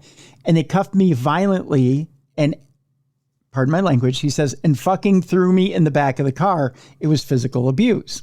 Lundgren was livid and bewildered, thinking, holy shit, I'm the criminal here suddenly. How the F did this happen? Yeah, that's wild. He told the officers he'd been assaulted and even called the bar at the scene to get Pushok's last name for them. The patrolman seemed wholly uninterested and unconcerned about the attack, or that a violent man in a drunken rage was then wandering among the houses and businesses nearby in sub-freezing temperature. Oh, there's 3 outstanding warrants out for him right now, Lundgren said. He was told totally offhandedly. So they knew there was 3 outstanding warrants for this guy who just beat Mr. Lundgren up. Don't worry about him. There's other officers pursuing him, the cops tell Mr. Lundgren. Okay, well then take this guy to the hospital. Right. Get help for this guy. The handcuffs were extremely tight and had been applied by forcing Lundgren's arms behind him. Laying on his back with his hands and shackled wrists crushed beneath his body weight was too painful, so he sprawled across the back seat on his stomach as the cruiser slowly drove to the Cumberland County Jail 6 miles away.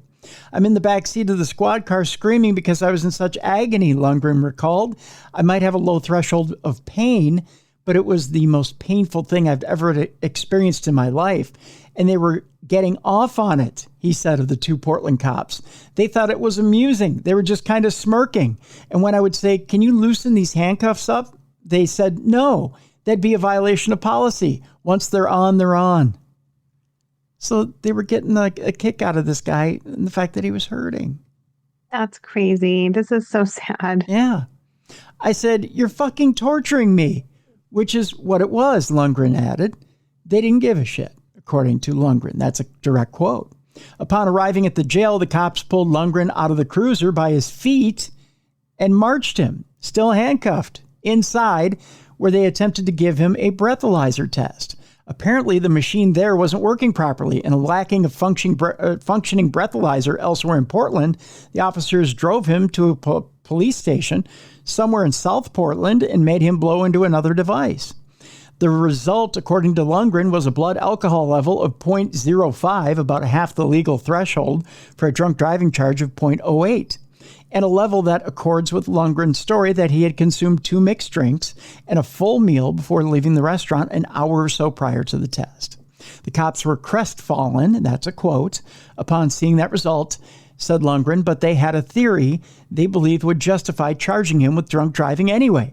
If that first breathalyzer would have worked, you would have been charged with the DUI, they said, according to Lundgren, where he upon exploded in indignant anger again. And that's my fault that you can't get technicians to get equipment that works, you fucking morons, he screamed at them. I was in their face. They're such incompetent MFers. Oh my gosh. So he got mad. I mean, I would have been mad too, but I would have been more crying. Finally, Lundgren was transported in the cop car to the emergency room at Maine Medical Center in Portland's West End, admitted as an incarcerated suspect. That's right. He was still under charges. A young ER doctor eventually stitched up the gashed brow above his right eye and bandaged his badly bruised right ear. Lundgren's wrist, ribs, and back were also in significant pain. He was having difficulty taking deep breaths, and he was experiencing what his doctor later called brain fog because of a severe concussion, the effects of which continued for over a week. The nightmare also continued into the following week. The Portland Police Department had called Mayetta Towing to remove Lundgren's Toyota Tacoma pickup from the scene, but when Lundgren called to retrieve it the following morning, neither the cops nor the South Portland Record Company could find it. After numerous phone calls in about 2 hours, the truck was finally located in a tow lot. By the way, Lundgren had to pay $150 to get it back. Oh my gosh. He should have never I would be so angry. Yeah. He should have never had to have paid for that in the first place. By the way, you may be wondering about the dogs who were in the back of that truck. Oh, yes. Remember?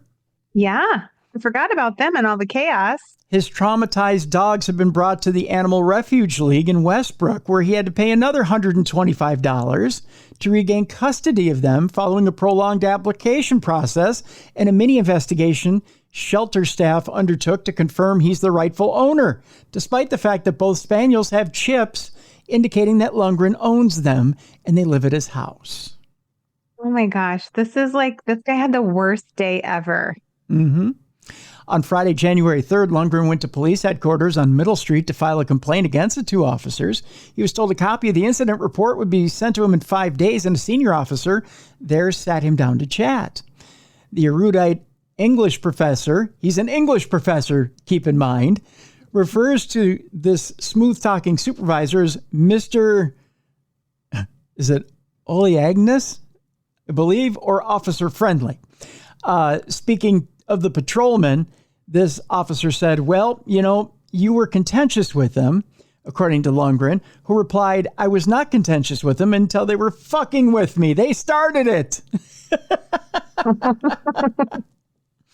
The senior officer also repeated the patrolman's contention that Lundgren had been too drunk to drive that night, saying, you were probably over the limit when they first encountered you. Lundgren recalled. He says that's effing speculation, Lundgren shot back.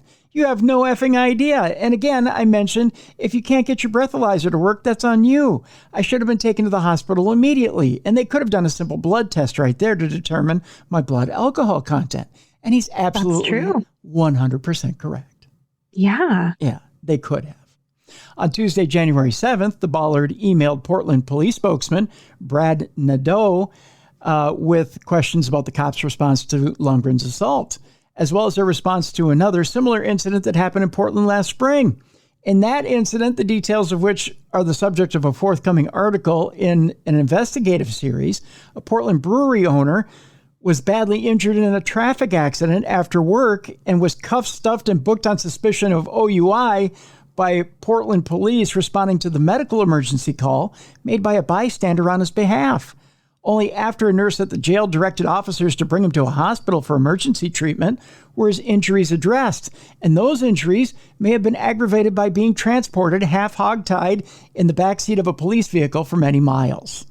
The victim in that case is currently challenging the OUI charge Portland police filed against him that day. A dispositional conference is scheduled for next month. Yeah, I feel like a lawsuit is in the making in all of this. It should be. It should. Find yourself a good personal injury lawyer. This poor man. English professor. Yeah. Just trying to be nice. That's how he spent his New Year's, Jess. No good deed goes unpunished, Tim. That's right. You wrapped it up very nicely. Meanwhile, we go back to Florida, Broward County to be exact, where a Broward principal claims he's Shaquille O'Neal's cousin while he's impersonating a deputy. I mean, it takes all kinds, right? Why not? Okay. Why not? Interestingly enough, a 58-year-old Broward County principal was arrested Tuesday for impersonating a deputy during a traffic stop on the Florida Turnpike, where he also claimed to be the cousin of basketball star Shaquille O'Neal. Because if you're going to go all the way, right? That's right. Look, I'm a deputy. Oh, you don't believe that? Well, Shaquille O'Neal's my cousin, so you might as well let me go.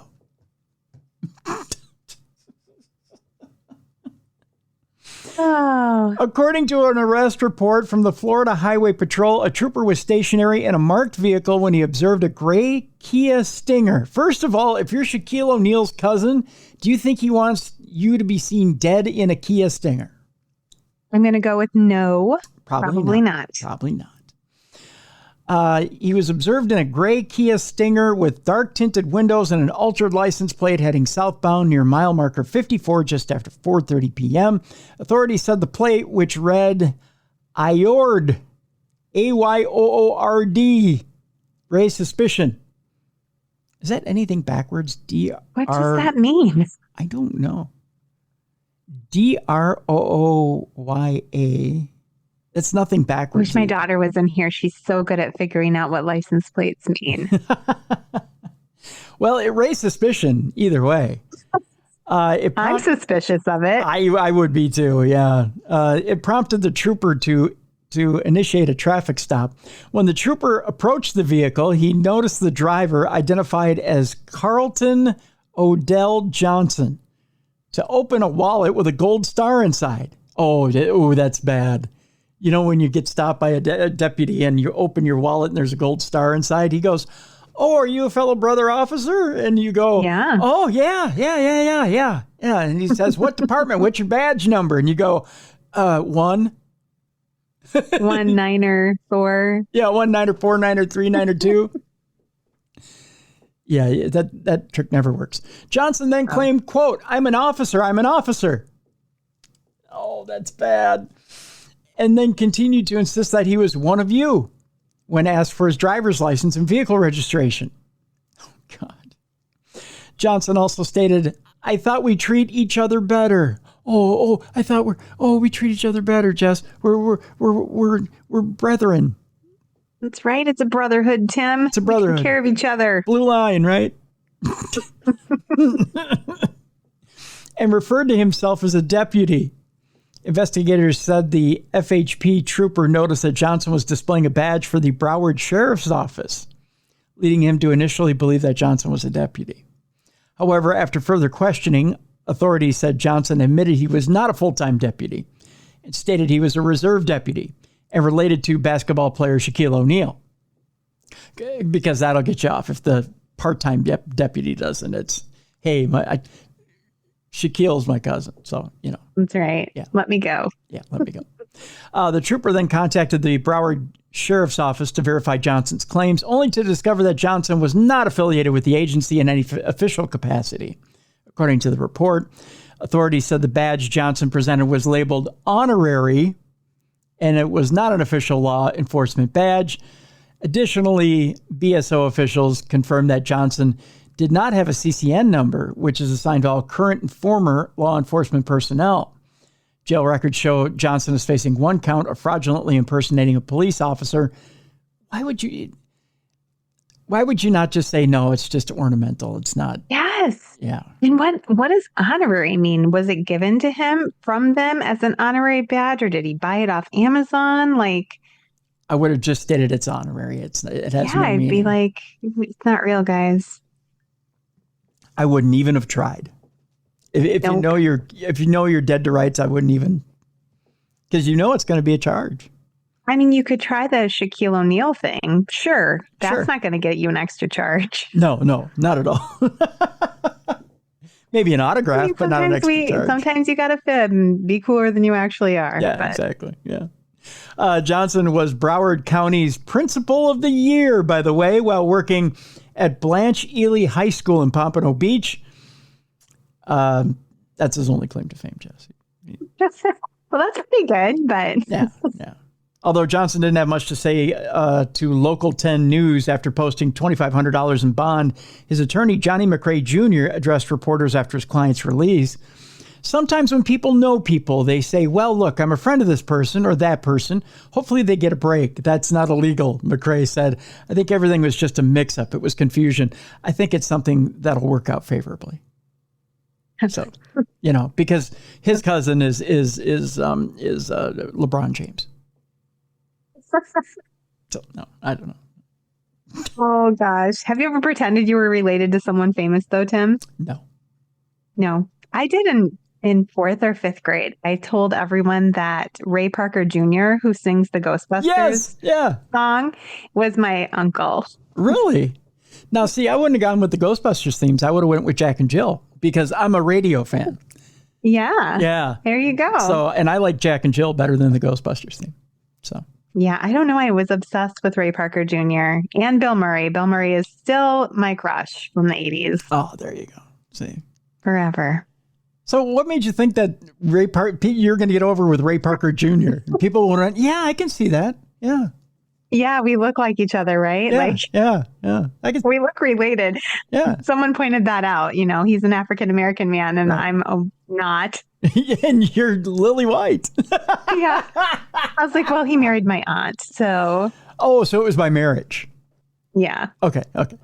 I see that. First, it wasn't meant to be. I meant for him to be my blood relative. And then when someone pointed out that would not make sense, I was like, obviously, he married my aunt. Yeah. You had to amend the story. Yeah, I see. Well, I don't know. I was a poor kid. I must have needed attention or something. Good thinking on your feet, though. I applaud I applaud the shift. That's for sure. I mean, you're always thinking. That's for sure. That's why you're an author. Just saying. Yeah. Just saying. That Ghostbuster song, he wrote it for me. Yeah, that's right. He wrote it about the experiences we had when I was a child in a haunted house. Exactly. Yeah. And I said to him, Uncle Ray, who are we going to call? He said, well, we call Ghostbusters. And I'm like, then you should write a song about that. It should be a movie. You should put my boyfriend in it, Bill Murray. Maybe you know him. And then I got him the part in the movie. Who knew? That was a thing. I was really instrumental in this movie happening. I called up this guy I knew, Dan Aykroyd, and I said, you know who you should put in the movie? Bill Murray. Perfect. Yeah. Done. See, it all revolved around Jess. Nobody knew that. Yep. Until now. I started it all way back in the day. I think, what was I, 11, 10? Yeah. And now we have the exclusive right here on this show. We can tell you this. We can tell you the untold story of Ghostbusters right now.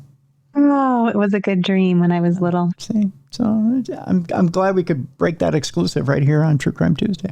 Just saying. You're welcome. Thank you, Jess. Thank you. Okay, our next story on Tough Crime, Stupid Criminals. We go to Houston, where it turns out there's a huge drug problem in the Houston Police Department. Although it's been limited to the evidence room. So the people guarding the evidence are just in there like snorting stuff up their nose? Not the people. Oh, the dogs? Oh, I wish it were the dogs. Rats. The rats. Yes, it's the rats. You got it, Jess. It's the non-dog animals in there that are, the rats are getting high in the evidence room. Oh my goodness. That's right. You nailed it right on the head there, Jess. You are sharp today, let me tell you. No, this is like Ratatouille, but with an edge. Yeah. It's like they remade the Fresh Prince of Bel-Air into Bel-Air. This is like Ratatouille, but rat-tatouille. Yeah. Yeah, it's like a remake. It's like we should write that, Tim. We could become rich and famous. Yeah. And then little kids would be pretending that they're related to us. That's right. Houston police evidence room has been infested with drug-addicted rats that need to be cleared out. You can tell it's a drug-addicted rat because they're shaking in the corner and they're fiending for their next fix. I was going to say, it's not just that they're eating it. They're literally having withdrawal symptoms. Yeah. They don't have it. Yeah, they're like, come on, man. Come on. Oh. You know you got that good shit on you. You're just holding out. Houston, we have a rat problem. The Houston police property warehouse where thousands of pounds of drugs. Oh my God. Can you imagine what a tolerance those rats have? Oh man. Oh, it's baby. surprising they're not all OD'd. That's like. Well, a few of them I think probably have. Oh gosh. But the ones who haven't, oh my God, like bull elephants. They could probably just. They're like Tony Montana at the end of Scarface. They just put their little snouts in a whole mountain of cocaine and come up. Say hello to my little friend. You just see it? I mean, little. You can see it. Yeah. And then they just go crazy and eat each other's tails off. And little. Break stuff. Little rat in a white suit. Saying. It's glorious. The Houston police property warehouse where thousands of pounds of drugs, there's not people in there, there's just rats. Thousands of pounds of drugs, blood samples, and countless pieces of evidence have been collected at crime scenes is now in desperate need of a cleanup as it's been attracting rodents for years. The Houston Police Department, Mayor John Whitmire, and the newly elected Harris County District Attorney Sean Tier announced on Friday that they're joining forces to tackle the issue of decades-old evidence that has led to a rat infestation in the evidence room. For many years, we've recognized that the property room and the evidence kept there has not been given the attention it needs in the system, Whitmire said in a press conference on Friday. The local agencies will work together to discard old evidence and move recent evidence into the Houston Forensic Science Center for storage. To explain the volume HPD has to deal with in its evidence rooms, Whitmire detailed a growing problem of rats invading old evidence. Now get this, Jess. Whitmire says, we got 400,000 pounds of marijuana in storage that the rats are the only ones enjoying. That's some Cheech and Chong shit right there. Yeah. Just a couple of rats. Twisting spliffs all day long. Rolling up their joints. Yeah. Mm-hmm. Even though they don't have opposable thumbs. I'm just saying. But they're just. I'm sure they're figuring it out with their feet and their hands. They can work it out. Yeah, they're just rolling it up. And can you just imagine those rats having a field day with 400,000 pounds of weed? I really can. It's kind of adorable. It's adorable. I really need this to be made into the next Pixar movie, please. Rolling joints with Ratatouille. Houston Police Department Chief Noe Diaz asserted the issue in its evidence room has been kicked down the road by previous HPD and city officials. The department keeps over 1.2 million pieces of evidence in storage, some of which are no longer needed due to the offenses the offenses have already passed through the legal system. Yeah, so if we don't need it, give it to the rats. I guess, right? Yeah. I guess.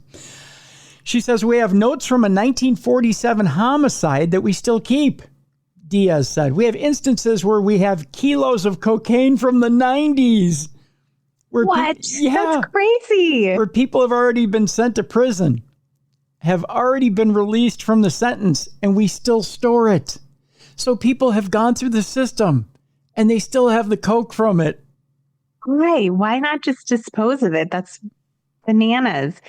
And also, does Coke get better with time, like a fine wine or a whiskey? Like, you don't know. Or is it more like my aspirin or whatever, and it gets worse over time? It's less potent.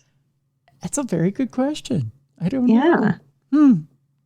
I got to think it's got to lose some of its potency. I would think so. It's more like an over-the-counter drug only. Yeah. Not delicious aged whiskey. The delicious aged whiskey. Well, but if they've bagged it up, if it's bagged up tight, I got to think it's still good. I would think so. Yeah. I mean, ask the rats, clearly. Yeah. They'll tell you, they'll be like, listen, it's still great. As they're running around in circles. Shit's still good. It may be 40 years old.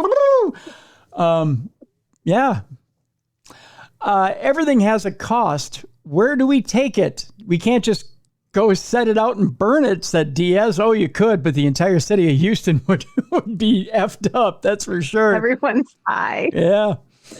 There's EPA rules. We can't do it ourselves, so it takes a holistic approach from every aspect of government, Diaz went on to say.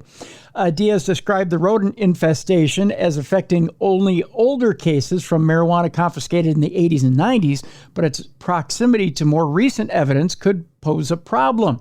Peter Stout, president and CEO of Houston Forensic Science Center, said that rat infestations are not uncommon in evidence rooms and pose a problem across thousands of police property rooms in the U.S.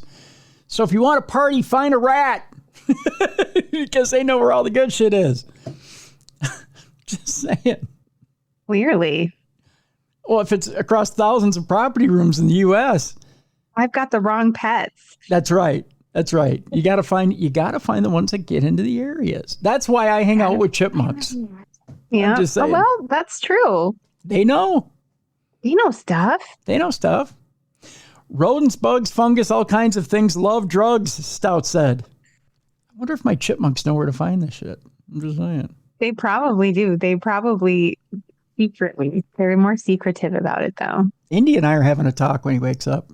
Mm-hmm. Just saying, go find Daddy the drugs over at the police department. Go find Daddy the drugs. I thought you were going to say you're going to do the this is your brain on drugs talk with him. Oh, no. Crack an egg and fry it and be like, bad. I'm going to show him pictures. See, go to the police department and find these in the property room. Just saying. It is a challenge storing large quantity of drugs, said the cops. Then why do it? Really? It would have to be cheaper to get rid of it. Yeah. It has to be. Well, you could throw a huge fundraiser for the city. Just saying. It's like a beer tent only with drugs. There you go. Like a beer tent, but do it at the town festival. There you go. Yeah, instead of a beer tent, a drug den. Just saying. You've got it right there. You just do it on site. That's I know people are like, that's the worst idea ever, Tim. Just so bad. We do not condone such behavior. Well, we don't condone it, but I'm just saying it. Raise a lot of money for the municipality. I mean, that's one way to do it for sure. Mm-hmm. That's for sure. All right, our next story is the most emailed story of the week. But I got to think, first of all, I got to thank our buddy Bijou out there in Las Vegas. I think Tom sent it in. I think a few other people sent it in. Our next story has to do, of course, it's from Florida. Of course. Of course. Has to do with a woman who mistakenly texted a cop and not her drug dealer. Oh, boy. Oopsie doops. Yes. Before heading off to drug rehab on New Year's Eve, yes, this poor woman, By the way, this is what she looks like here, Jess. She looks like she's ready for drug rehab. She looks tired. She does look tired. Looks like she's had a long day. Looks like she's been through it, that's for sure. Octavia Wells allegedly decided to score some narcotics for the road. That's right, one last bump before we get thrown in for 30 days. So the 41-year-old Floridian texted her dealer that she had $45 to spend and wanted to buy a couple of points of fentanyl. Oh, boy, she really wanted to check out, didn't she? Yikes. Yeah. Which is drug speak for the 1/10 of a gram increment or point that the narcotic is sold in. In her text, I bet you most people didn't know that. Did you know that fentanyl is sold in a point or 1/10? No, I had no idea. See, you learned something today. I'm always learning stuff here, Tim. See? So if someone says, hey, I want to buy a couple of points of fentanyl, you know now that it's sold in 1/10 of a gram. Or an increment or a point. You just got smarter with drug lingo. There you go. See? I don't know how that's going to serve me, but gosh darn it. Well, now if someone says to you, hey, you want a couple of points, you'd be like, hey, listen, I'm going to bust you now. I know what you're talking about. Listen here, you naughty son of a bitch. Yeah, that's right. You just got so upset when you said that. I'm going to go Karen on you right now. That's right. There you go. I know what that is. I'm calling your mother. I'm calling your mother. I'm going to tag her on Facebook.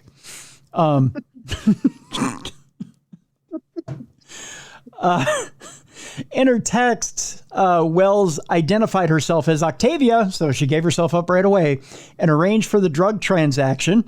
After Wells drove to meet her dealer at a Tom Thumb convenience store in Panama City. I thought we only had Tom Thumbs up here. I didn't know that they had them down in Florida. She was confronted by police and arrested. It was then that Octavia realized she had mistakenly contacted a cop and not a criminal. Oh my gosh, I'll give you one of these. Oh, wait, that's a turkey. I went to go, wah, wah, wah, wah, and I pulled up the turkey anyways. It's a turkey. She got the turkey. Works. Yeah, that still works. Wells had been texting with Stephen Pettyjohn, an investigator with the Bay County Sheriff's Office, who is known as PJ Wells, or a PJ rather. I read both sentences together, bad thing. So PJ is who she texted. Wells had saved the cop's number under his initials in her phone after a previous interaction with Pettyjohn that is not further described in a complaint affidavit. So wait, she's had a run-in with this cop once before, saved his number, but didn't say why. Maybe they hooked up or something. Ooh, maybe. I mean, they're not describing what the incident was, so maybe it was a situation. Maybe she got him off and he got her off, if you know what I mean. Yeah, maybe it was a grinder thing. I don't know. Yeah. I don't know what the people are finding each other on these days. That's right. The prior interaction was with the Sheriff's Special Investigation Division, which handles drug-related probes. Probes. There was some probing going on. That's right.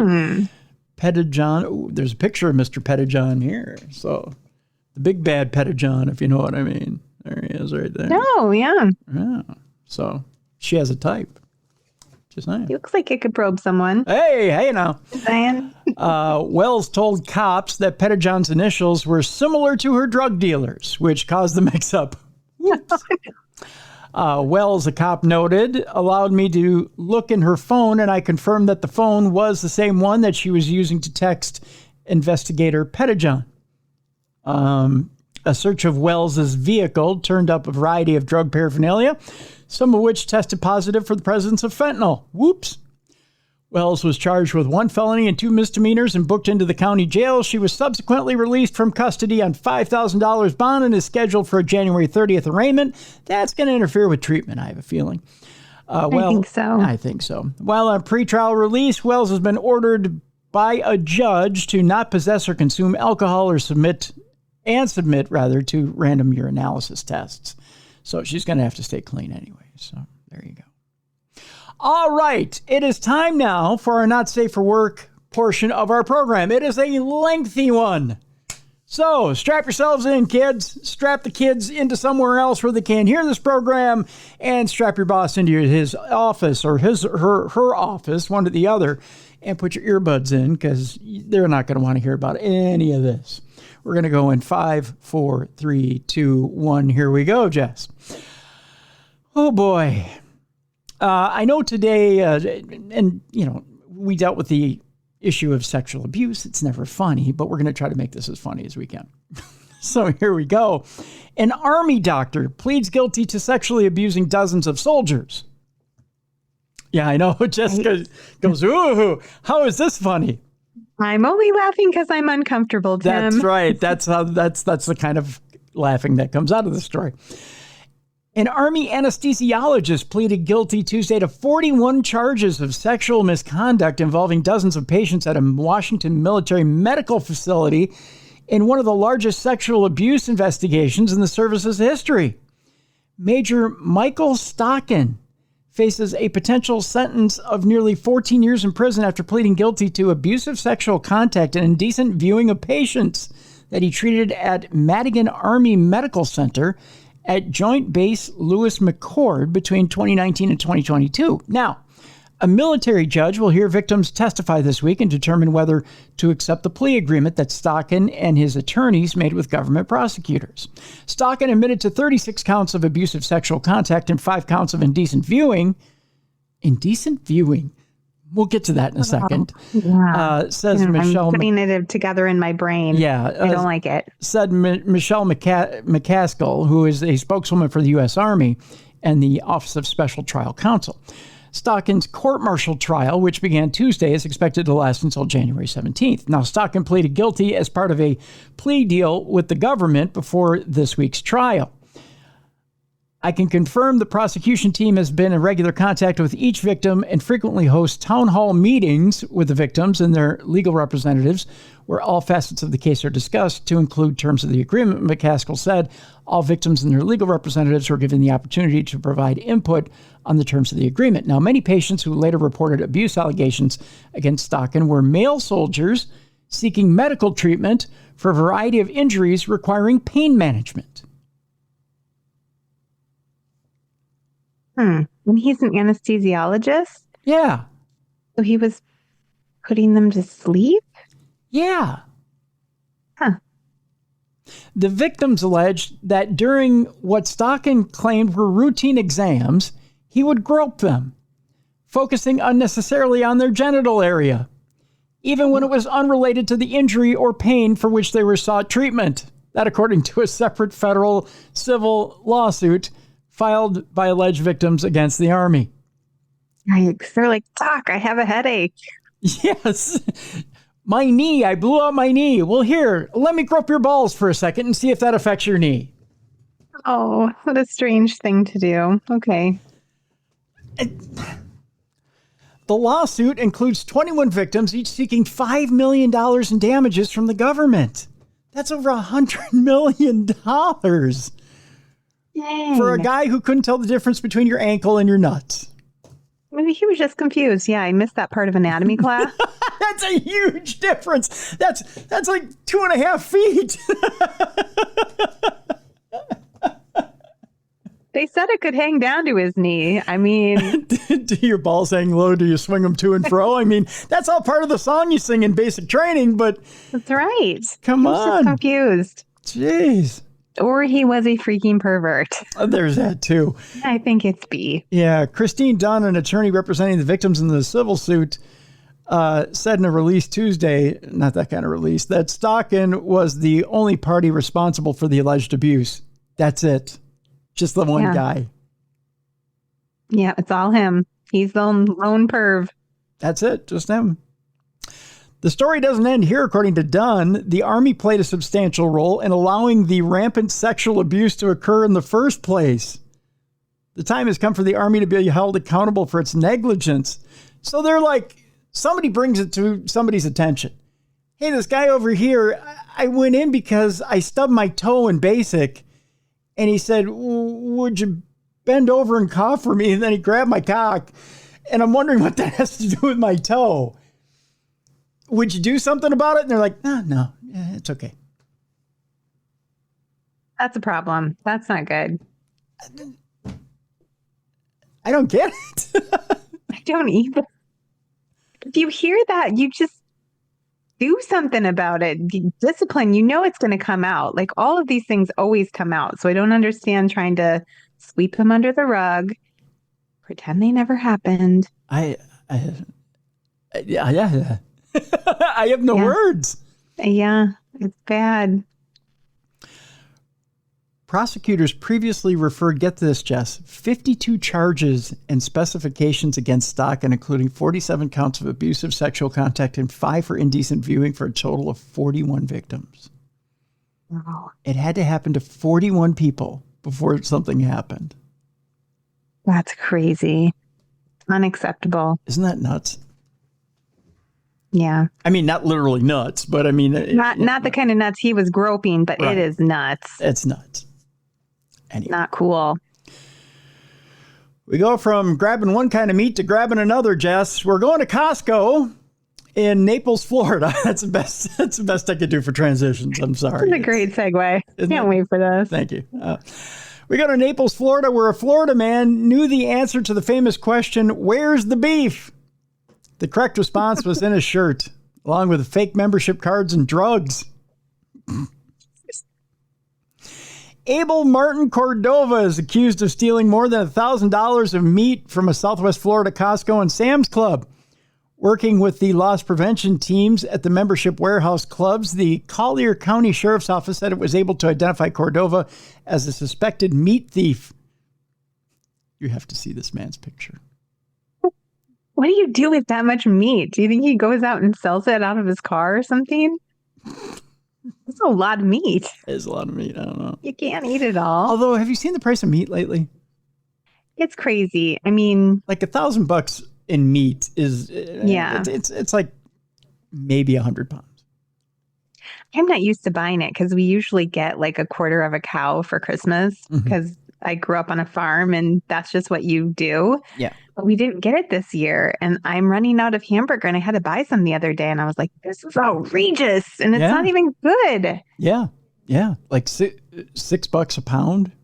Yeah, it's crazy. I'm like, you guys are all, I'm vegetarian for dietary reasons because I get sick from meat. I'm like, you're all going vegetarian. Yeah. Eat your broccoli. Yeah. Yeah, exactly. Hit them greens, kids. Yeah. Pretend it tastes like chicken. That's right. Impossible burgers for everybody for Christmas. Just saying. Law enforcement officers staked out the stores. Get it? Staked out the stores and tracked clever. See? Eventually stopping him as he rode in a black SUV. Deputies said when they found he had more than $1,000 worth of meat on him, so to speak, along with multiple fake membership cards, marijuana, and fentanyl. God. So he had What is it with the fentanyl today? I don't know. By the way, this is what a guy who's high on marijuana and fentanyl and a bunch of meat looks like. Oh, he looks really happy, but like he cannot really see me because his eyes are so squinted. Like he's just half asleep. He is so high right now. He's so happy. He's like, just the happiest man. Looks like one of those rats in the Houston Police Department. What he looks like. He's like, dude, I'm so high right now. He's probably petting one in his lap right now. He probably is. It's a nice rat, good rat. Cordova is facing multiple felony charges and is wanted in Broward County for similar crimes. So he loves his meat. He's a repeat meat thief. Say that 10 times fast. I can barely say it once. Repeat meat thief, repeat meat thief. That is hard to say. Holy cow. Repeat. I'm surprised it came out right. That writes itself. All right. This one is not safe for work because it deals with racial themes and a really bad word, which I'm not going to say because... Don't you dare. No, don't I dare. I wouldn't. It was nice doing the show with you, Tim. Yeah. Well, I have members of my family that would come and get me. Louisiana Man stars in the latest installment of FAFO Chronicles. Do you know what the FAFO Chronicles are, Jess? No, I don't. Stands for fuck around and find out. That's what that stands for. I'm going to start using that with my kids. I said it's bedtime. Yeah, fuck around and find out, kid. It's a powerful statement. So in today's installment of the FAFO Chronicles, you can add insult to injury as, by the way, this guy right here definitely FAFO'd. Oh, he has had a bad day. Yeah, yes, doesn't he? That one eye looks so swollen and purple. Yep. And there's blood dripping down his face. Yes, there is, my dear. And I'm about to tell you why he FAFO'd or FAFO'd. And he did the ultimate sin. We'll just put it that way. You think he deserved that? What he looks like he earned it. He definitely earned it. Okay, I might like this story then. A Louisiana man was walloped in the face after he shouted racial slurs at a group of black victims and declared, "I hate N-words." Oh. According to a police report. Well, I think he got what he deserved, Tim. He fucked around and found out. That he did. Officers arrested 51-year-old Clint Ferguson following a confrontation Sunday night in the parking lot of the Shoe Show in Monroe, Louisiana. According to the victims, who are black, they were sitting in their car when Ferguson pulled up next to them, exited his ride, and began shouting racial slurs at the driver. A probable cause statement alleges. I think it does more than allege. I think it probably hit it on the head. After declaring that "I hate," Ferguson returned to his car and then tried to drive away. I bet he didn't get very far because the picture pretty much proves it. Yep, he got his ass handed to him. That's right. His path, however, was blocked by the driver, who had called 911 and told Ferguson, "You are going to wait for the police, and you want a prize while you wait for the police." I put that second part in there. Ferguson, cops alleged, drove around the victim and ran over the victim's foot. Oh, bad move. The victim, victim then punched Ferguson through the open driver window as Ferguson drove away. That is nice shot. That is one powerful punch. Yeah. Especially if you got him to stop. We're looking at the picture, and if you're looking at the video, you saw the picture of Ferguson with a fresh shiner. He later returned to the parking lot. I don't know why, but refused police orders to exit his car. 3 officers eventually pulled Ferguson from the vehicle and handcuffed him. He was charged with aggravated battery, a felony, and misdemeanor hate crimes, and resisting an officer counts. Maybe he came back for more. After Ferguson was treated at a local hospital for his eye and nose where the victim hit him, he was booked into the county jail where he remains locked up in lieu of $50,000 bond. Maybe he thought he was going to get the guy back. I have no idea, but no, he got clocked. Yeah, he deserved it too. Yeah, he did. So well earned. Well earned. Well, indeed. We move on. This next one, now, you know, whenever you go and see a magician perform, there's a bit of an illusion and there's a bit of sleight of hand and there's a bit of misdirection. So I could say, watch this hand here, and I could be doing something over here, right, Jess? So if I say, follow my hand here, and I'm about to make something appear, I could be doing something with my left hand. So my right hand is moving here, but I'm doing something with my left hand, right? Well, at a Family Dollar store in Florida, a woman did a hell of a magic trick while another person stole $500 worth of cleaning products. What this woman did, however, was quite the magic trick. I feel like it's going to involve exposing parts of her body. Yeah, that's part of it. Okay. While the one man made $500 worth of cleaning products disappear, she made her waste products appear. No. Yeah. This woman... She did it like a dookie on the floor? Yes. Oh, come on. She shat all over the floor of the Family Dollar store. Oh.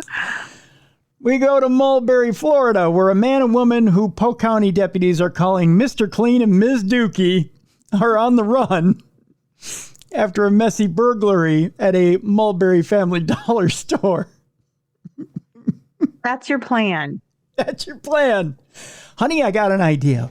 We need to clean the house, but we're going to do it in a dirty fashion. Okay, now. Be like, no, Tim, you're going to take the dump on the floor. I'll steal the supplies. Let's see, I've been bound up for a couple of days, and honey, I know you took the Dulcolac. So here's the deal. I need you to shit on the floor. I'm going to grab the stuff. All right? And really, how do you do that on command? Like, if you told me I had to poop in the middle of the store, I'd be like, I can't. Milk of magnesia. Even if I had to, I think I'd have stage fright. Milk of magnesia, Jess. You do it half an hour before, you will dump as much as you want. You may not stop. Maybe not. That'd be a problem. Yeah. You'll go and go and go and go. These criminals are disgusting tonight. I know, right? According to the Polk County Sheriff's Office, a man and a woman walked into the Family Dollar store on Bailey Road last month and played a very different role in a $500 retail heist. Deputies say the man walked around the store. Pardon me. Deputies say the man walked around the store gathering nearly $500 worth of items like Gain, Tide, and Clorox products. But it wasn't to clean up what was about to happen. Like, that's ironic because they're going to steal cleaning stuff but leave one hell of a mess behind. That's right. Before I go any further, here are their pictures from the camera in the store. Just so you get a visual of what we're about to walk into. I mean, not literally walk into because it would be all over the floor. I hope not, but yeah. I kind of love them. They look like a party. They do look like a party, don't they? They look like they're fun. While he was gathering the cleaning supplies, Jess, deputies say a woman distracted employees by using the store's floor as her restroom. Da, da, da, da. She probably went, want to see a magic trick? Ta-da! I'm about to make something appear. Deputies noted, if you were a cashier at the Family Dollar and you're doing your thing and you're ringing up, I don't know, dollar Skittles or whatever it is you're ringing up, and someone comes up and goes, da, da, da, da! You want to see a magic trick? Do you say yes? I would say, probably, because I do like magic tricks. And then I would regret it so much. And you're like, I'm not cleaning that shit up. I mean, literally, I'm not cleaning that shit up. I don't know. Deputies noted that an employee had to clean up the mess that she made. So, yes, you are cleaning that shit up after the magic trick. Nope, I quit. I quit. You just call the manager, come on in early, because I ain't cleaning that shit up. The couple left the store in a white van. It figures. Why does that figure? In a post on social media, the sheriff's office stated, if you recognize Mr. Clean or Ms. Dookie, or you have information regarding the investigation, you're to contact Detective Hannon at 863-499-2400 or rhannon at polksheriff.org. So the criminals are on the loose. One of them's really loose.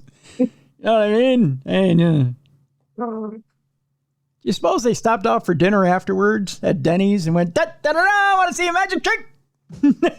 And then they dined and dashed. Yep, I think so. Yep. They're just leaving a poop trail everywhere they go. Oh. What if they went for Mexican? Oh. What if they ate corn, Tim? Oh. Just. Ew. Ew. I didn't. Why? Why did I say that? Now it's in my brain. Just suppose she turned around and went, I didn't eat that last night. Oh, by the way, tipsters who want to remain anonymous over the Dookie Duo can contact, I gave him that nickname, can contact Heartland Crime Stoppers at 888-400-8477, dialing tips, not shits, tips for a cell phone, downloading the free P3 Tips app on your smartphone or tablet, or visiting heartlandcrimestoppers.com. Evidently, they really want to get a hold of these slippery characters, if you know what I mean. Just saying. Okay, we move on. We move on. Okay. I believe I have audio of this next story. This next story, by the way, was sent to me by one or two of our lovely audience members because it was so funny. And it really is funny. But here's the thing. Now, see, when some of us get arrested, Jess, I shouldn't say when some of us get arrested or pulled over. Again, we had a story similar to this earlier where, you try to talk your way out of a ticket. There was the guy, the Shaquille O'Neal guy, Shaquille O'Neal's my cousin. And, we try to talk fast, talk smart. Hey, oh no, you don't want to give me a ticket, right? But some people go a little far, right? And the whole idea here is that, you want to be nice to an officer, but you don't want to be overly nice, right? I mean, at least that's the theory. Right. You don't want to be inappropriately nice. Right. Because that can get you in trouble as well. Well, as it turns out, there's one woman who took it a little too far. And so we've got that story here now, and I believe I have the audio as well for this woman. Police in Sarasota said a woman tried to flirt her way out of a DUI arrest, and it was all captured in body camera footage. Officers said 22-year-old Sophia Ross was pulled over in November after stopping at green lights and striking several curbs. Her interaction with the Sarasota police officer was captured on body camera. Police say that Ross was moving slowly. She was slurring her words and acting lethargic after she got out of her vehicle. According to a report, Ross admitted to the officer that she'd been drinking at a bar before she was pulled over. Police said Ross was acting unusually and attempted to kiss the officer during her traffic stop. She was arrested and charged with DUI, according to the report. There were some other things in that video as well. She called the officer daddy. That was one of the things she did. She's in a Hooters t-shirt, and she had pulled her Hooters t-shirt down. The officer was actually very composed. I was kind of hoping we had the actual video. But I tell you what, I'll post this so that you can watch the actual video from this, and you can see exactly how she was behaving. It's actually kind of funny. But in the end, the cop ends up keeping his composure. But he never quite loses it throughout, probably because of the body cam. But had the body cam not been there, you wonder if he would have stayed as composed as he did. All right, our next story, and we're getting close to the end here. We've got just a few stories left. This cop did not stay composed, Jess. This cop ended up watching porn at the time of a crash. So it might have been the porn that caused the crash. Yeah, I think maybe 1 + 1 = 2. That's right. We're staying in Florida. A lot of Florida stories this week. I don't know what it is, but Florida ends up being It's Florida, Tim. That's what it is. It is Florida. A Florida cop was watching pornography on his phone when he slammed his patrol car into a vehicle stopped ahead of him. That, according to an internal affairs report that accused the deputy of initially lying about the accident. The 1:45 p.m. crash occurred 2 months ago at a Lake County intersection and prompted the cop to resign his post in the midst of the Office of Professional Standards review. 28-year-old Tristan McComber initially offered various explanations for his distracted driving. He claimed to have been on the phone with another officer at the time of the crash and contended that the squad car had mechanical issues. He would go on to claim that he had been exchanging texts with fellow officers. Right, texts with fellow officers, sure. However, investigators reviewed dash cam and body-worn footage that contradicted the deputy's story. The video recorded the cruiser's steering wheel airbag deploying and McComber telling the 63-year-old female motorist whose Toyota Corolla he hit, "My brakes locked up." A Florida Highway Patrol report prepared at the time of the November 6th crash stated that McComber was inattentive and drove in a careless or negligent manner. The report estimated the damage to the police vehicle at $10,000, while damages to the 2023 Toyota were calculated at around $5,000. McComber eventually admitted that he was on the phone looking at inappropriate pictures, which he further described as pornographic material like boobs or whatnot. That's pretty generic, like boobs or whatnot. Or whatnot. Or whatnot. An investigator added, McComber stated he was looking at images that contained nudity. Contained. I know English. It's good for me. As for why he said that the car had a defective anti-lock braking system, McComber admitted that that claim was more of a deflection rather than a genuine reason for the vehicle crash. McComber's hesitancy to admit the pornography viewing, he said, was lying by omission. Lying by omission. Okay. I'm confused, but okay. It's double speak, I guess, to try and, cover stuff up. The Internal Affairs probe found that McComber was in violation of several professional standards, including departure from the truth and the prohibited use of an electronic device. McComber, who became a Lake County deputy sheriff in 2021, has not been charged with a crime. So wait a minute. So he destroys public property. He gets into an accident. Technically, it's vehicular assault. Yeah. And he doesn't get charged with a crime? He definitely should have. Yeah. Okay. This next one, Jess, you're definitely going to need a palate cleanser afterwards. So I've prepared such a one. This is creepy. Bracing myself. Although it does have a big tinge of funny here. And an impression. I love your impressions. They're my favorite. I have to get ready for this, so I need a sip of something. All right. A home inspector who committed an unspeakable act with a Tickle Me Elmo doll in a children's bedroom is busted yet again.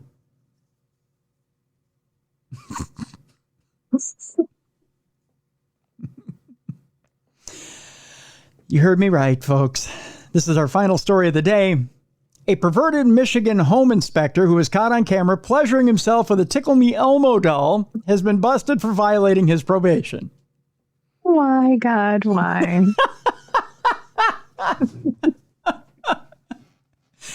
Just the look on your face, Jess, is it says it all. It's just, oh God, really? You have that look like, did you search this one out? Like, did you put that in a search engine and come up with that? It's like, how does this even happen? 62-year-old Kevin Wayne Van Leuven, as opposed to Van Leuven, of Clarkston, Oakland County, was found guilty of aggravated indecent exposure and sentenced to 19 days behind bars in October of 2022 following the unspeakable act he committed in a young boy's bedroom. But he was convinced yet again in January of 2024 for violating his probation, according to court records. In March of 2021, now Jada Dodson, now 26, hired Van Leuven to inspect her Oxford Township home ahead of a property sale. While Dodson and the rest of the family were away from the residence, leaving the inspector to perform his job alone, her phone alerted her of movement in the nursery. That's never a good thing. Movement in the nursery. No. While Dodson and the rest of the family were away from the residence, leaving the inspector to perform his job alone, her phone alerted her of that movement. Thinking nothing of it, she opened her phone to check on the progress of the inspection through a nanny cam installed inside the home. Are you ready for this, Jess? Yes. What she saw inside was horrifying. First of all, let me show you a picture of Mr. Van Leuven. This is Mr. Van Leuven right here. Okay. I feel bad. His forehead is as big as the rest of his face. Oh, he's got a 7 head. Look at him. I mean, yeah. You could That's beside the point. You could land airplanes on his forehead. Yeah. Dodson told police that what she saw instead was horrifying on that nanny cam. I don't even want to think about what she saw. It involves an Elmo doll and that guy But the seven pleasuring himself with it. How do you pleasure yourself with an Elmo doll, Tim? Wow, don't answer. You're just jumping right over the punchline, Jess. Right over the. All right. I'm building suspense. You're jumping to the end here, Jess. My brain is just trying to wrap around all of this. Dodson told police that she saw Van Leuven begin touching himself before picking up her 2-year-old son's Tickle Me Elmo doll and using it to pleasure himself. We're building suspense here, Jess. Building suspense. Let's build that suspense, Jess, by showing you another picture. Here's Mr. Van Leuven entering the nursery. Oh, gosh. Is he coming or going? At this point, he's entering. Okay. How's that for use of adjective? Good choice of words. Entering. At this point, oh wait, there's another picture here. He snatched Elmo. Why? Why are you? Okay. Oh, poor Elmo. At this point, he's absconded Elmo. Oh my goodness. I wonder what's going through his mind right now. He's like, I've got Elmo in my hands. I'm so excited for this. He's so soft and plush. He's like, goddamn Elmo. Yeah. Maybe that is. And Elmo's like, go ahead, do the impression. That's all I got. Just no. That's all you got? It's a really high pitch. Elmo says no speaking to the microphone. No. Elmo says hello. Elmo says hug. Elmo says no. No. I don't know. Something like that.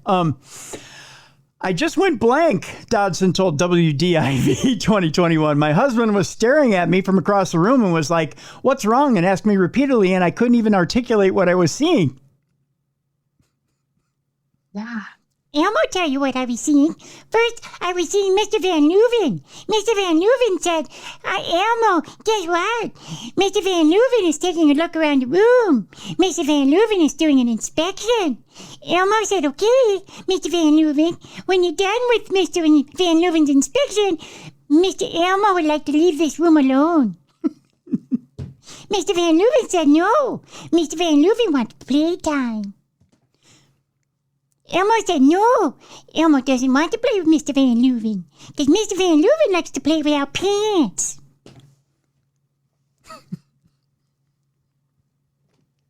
Without pants. Yeah. Van Leuven was captured on video positioning himself within the doorway of Dodson's 2-year-old son's closet, facing away from the camera and committing the disturbing act. He was then captured zipping up his pants and placing the Elmo doll on the other side of the room, all while it was heard emitting a pre-recorded laugh. Elmo is embarrassed. Elmo is shamed. Elmo doesn't know this guilty feeling Elmo has. Elmo needs therapy. Just saying. Yeah. Oh, so sad. Poor Elmo. Yeah. After placing the red Sesame Street toy back in the original spot, Van Leuven stood up while breathing hard and appeared to be briefly making eye contact with the camera before continuing the inspection. Oh my gosh. Here's what Dodson told WDIV in 2021. What if he had an STD and our son played with that? What if we didn't know? Oh, God, she took it one step further, Jess. We have a toddler and a newborn baby, too. You put everything in their mouth, Tim. There's nothing worse than when somebody comes to your home and you trust them to do a job. And boy, did they ever do a job. And they go do something like that in your child's bedroom. Disgusted and shocked by what she was seeing, Dodson immediately called 911 and kept the footage handy for authorities. Nobody in their right mind does things like that, Dodson added. Van Leuven initially denied the allegation, telling police he had moved the doll to inspect an electrical outlet. That was a shock to Elmo, let me tell you. It was a big shock because it was right in Elmo's face and he couldn't get it away. When officers explained that there was a hidden camera showing him taking the doll toward the closet and committing the vile act, Van Leuven apologized and admitted to what he had done. He was taken into custody on charges of aggravated indecent exposure and malicious destruction of property under $200 in 2021 and with a $2,500 surety bond on the charges. Aggravated indecent exposure carries a maximum 2-year jail sentence as well as a $2,000 fine. Malicious destruction of property carries up to 93 days in jail with a $500 fine. Now, a judge also ordered the inspector to undergo a mental health evaluation. Probably warranted. Certain conditions were also set for Van Leuven. He was ordered to have no contact with the victims and banned from being alone in residential property he does not own himself. Despite making headlines at the time, Van Leuven had only a one-day trial in October of 2022. Oakland County Judge Phyllis McMillan ordered Van Leuven to serve 19 days behind bars with 19 days of jail credit, along with an 18-month probation period once released. Relatively little sentence. I mean, there's nothing much to it. He was also ordered to continue the mental health treatment he'd received until a therapist clinically discharged him. A jury found that since there was no proof in the form of DNA discovered on the Elmo doll, yeah, I went there, that he could not be charged with destruction of property. So because Elmo didn't have a frothy mouth, there was not proof. What about the video? I know the video is probably plenty of proof. I mean, okay. I know. During his sentencing, Van Leuven apologized to the homeowners who have since sold their property. I would have burned it to the ground. That's just me at that point. To the family, it's difficult to express how sincerely sorry I am for the trauma and violation, he went on to say, and the disgust they have felt. He said in a statement, not a day passes that I don't feel remorse and regret for my criminal activity on that day. Of his arrest, Sheriff Michael Bouchard said, just when I think I've seen it all, someone steps up and surprises me with a new level of disturbing actions. Sadly, in today's world, we cannot take it on faith that the people we let into our homes can be trusted.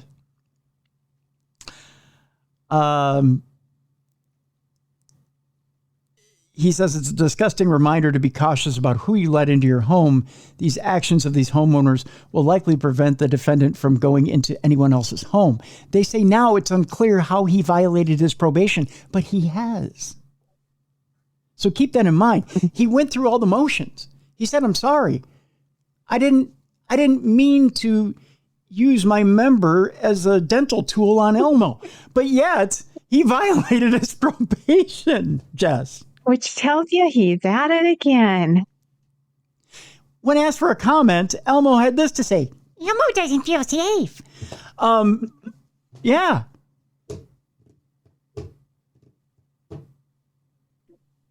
Elmo feels violated. Elmo was violated. Yeah. Elmo needs a hug. Not from that guy, but Elmo needs a hug. Elmo needs a shower first. Yeah, a deep, deep shower. One that's scrubbing and full of hot water. One that would typically take Elmo's fur right off. I was going to say, and gasoline in a match. And gasoline in a match. Mm-hmm. Disturbing. Very. Yeah. I like doing the show with Elmo, though. He's kind of cute. Ever since then, Zoe won't touch Elmo. Nope. Zoe won't have anything to do with Elmo. Nope. That's because Elmo's dirty. I say, Zoe, just hug me. Just hold me. Nope. Zoe says, no, you've been violated by that Van Leuven guy. No. I can't think of you the same way. I say, but Zoe, Elmo's heart belongs to Zoe. Yeah, it's not Elmo's fault. She says, why don't you go get some of that Big Bird? Oh, yeah. Mm-hmm. Oh. Anyhow. So that's... Yeah. Yeah, thanks for leaving us on that. Yeah. We're gonna cleanse our palate, right? Yeah, so? we need a palate cleanser, don't we? Ew. So I've come up with this. Boy, that was disturbing, wasn't it? Sounds like Elmo needs therapy. Just saying. So here's your palate cleanser for today, Jess. Dear God. Elmo does need therapy. Here's your palate cleanser for today. It turns out that kids just aren't the same anymore. It turns out maybe all kids need therapy. As a young grandmother out there in this takes place in England, so maybe the kids in the U.S. are all right, but the kids in England are disturbed. Are they? Yeah, I think so. Why? What's up? Well, it turns out that an elderly lady was out on a nice walk with her grandchildren. Mm-hmm. Decided to show them the sights, the nice winter sights, the nice holiday sights, and say, see, this is where Grandma grew up. This is where Grandma had her first experience doing something over here. I don't know, whatever it was she was talking about. This is where Grandma had her first sexual experience. Yes, with Elmo. No, but I don't know. Just whatever it was. Grandma had her first drink over here. She had her first cig over here. I know they call it something else in England. But, whatever it was, she was pointing out to the kids. Well, a local absolutely was disgusted after spotting an obscene snowman on a walk with her grandchildren. Oh, no. Well, it's true, Jess. The kids are not all right. As the record cover would say, the kids are all right. Well, they're not. The 7-foot-tall figure was spotted in Grappenhall, Cheshire, and it's evoked some strong reactions from locals, with some going as far as to say they're disgusted. Sign of the times, Jess. I believe that's what Prince. Yeah. I think that's what Prince said. Sign of the times. A snowman with a rather cheeky ice feature has caused quite a stir in the village. Some locals absolutely disgusted by the display. The rude creation appeared on Grappenhall Sports Club's rugby pitch near Warrington, Cheshire. That's right. It's out there in the field. Well, they're not using it anyways the time of year. Just saying. It's true. And it appeared suddenly overnight. Maybe it was the rugby players that built it. Who knows? It's probably a drunk dad or something. It could have been. Probably wasn't a kid at all. It was probably a bunch of moms who were bored. And yeah, it was just like, hey, you know what? Make sure the balls are perfectly shaped. Just saying. Locals noticed the snowman had very bold snowballs, in quotes, attached close to its groin area. Oh. Yeah, right.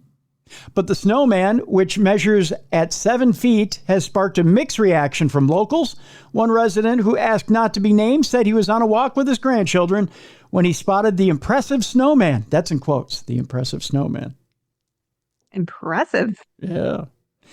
But as he got closer, he realized that he could see very realistic-looking genitalia. I'm telling you, this was not children. It was 40-something-year-old moms having their girls' night, drinking their wine. That snowman is not frosty at all. Look at him standing at attention. Take a look. He said, I was walking on the rugby pitch when I saw the snowman from a distance because it is rather large. I thought I'd take a closer look at it as it looked impressive. As I got closer to admire it, I saw that they had given it very realistic looking genitalia. And that's when I thought I ought to take some photos and report it to save anyone else from getting the same shock that I did. Right. That's why you're taking the photos. I would just remove the offensive appendages. It's not that hard. Listen to you, Rabbi. Knock them off. You're over there performing a bris. Absolutely disgusted with this, said the person. Took the grandchildren on a snowy walk and don't want to have to see things like this. However, others have seen the funny side of it, Jess. One commenter told the offended residents, you should have gone over and pulled it off, just like Jess said. Go over and give it a good tug. There you go. Or 10, or 15, or 20. Just keep tugging it. I don't know.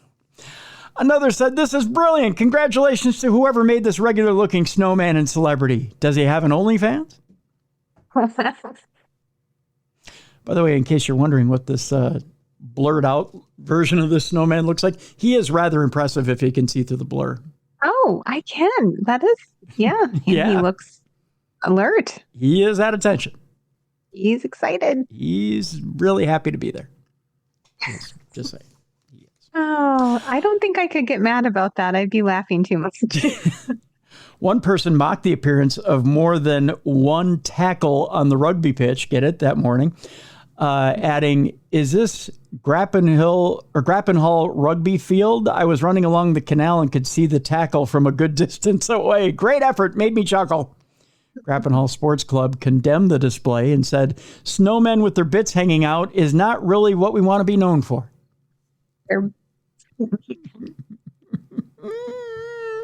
It's the greatest.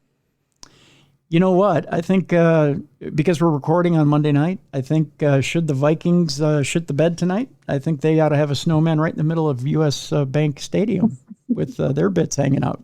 With the bits hanging out. Mm-hmm. And a little bit of shit on the field saying we shit the bed. Where's Mr. Clean and Ms. Dookie when we need them? That's what it should say. Yep.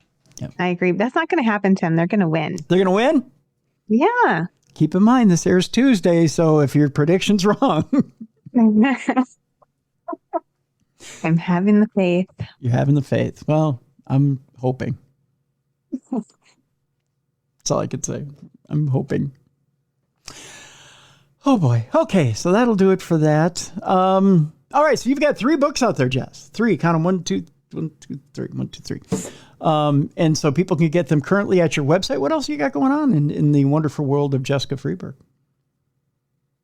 I mean, that's kind of it. Just if you want to buy a book, buy a book. If you get a book, you read it, you like it, leave it a review. Reviews are really important for books on Amazon. So I would always take a nice 5-star review, or, an honest review. There you go. There you go. We have a link in the description. And only if you like it. No, I say even if you don't, leave a 5-star review. Absolutely. Absolutely. It's well warranted. Yeah, otherwise we don't have a lot going on right now. It's kind of quiet. I've got the kids home for break still, so I'm just enjoying them and trying to meet my book deadlines because I've got 5 more books coming out next fall. Holy cow, 5 more books? Tim, yes. Are you writing about an Elmo that comes to life and regrets it or what? What?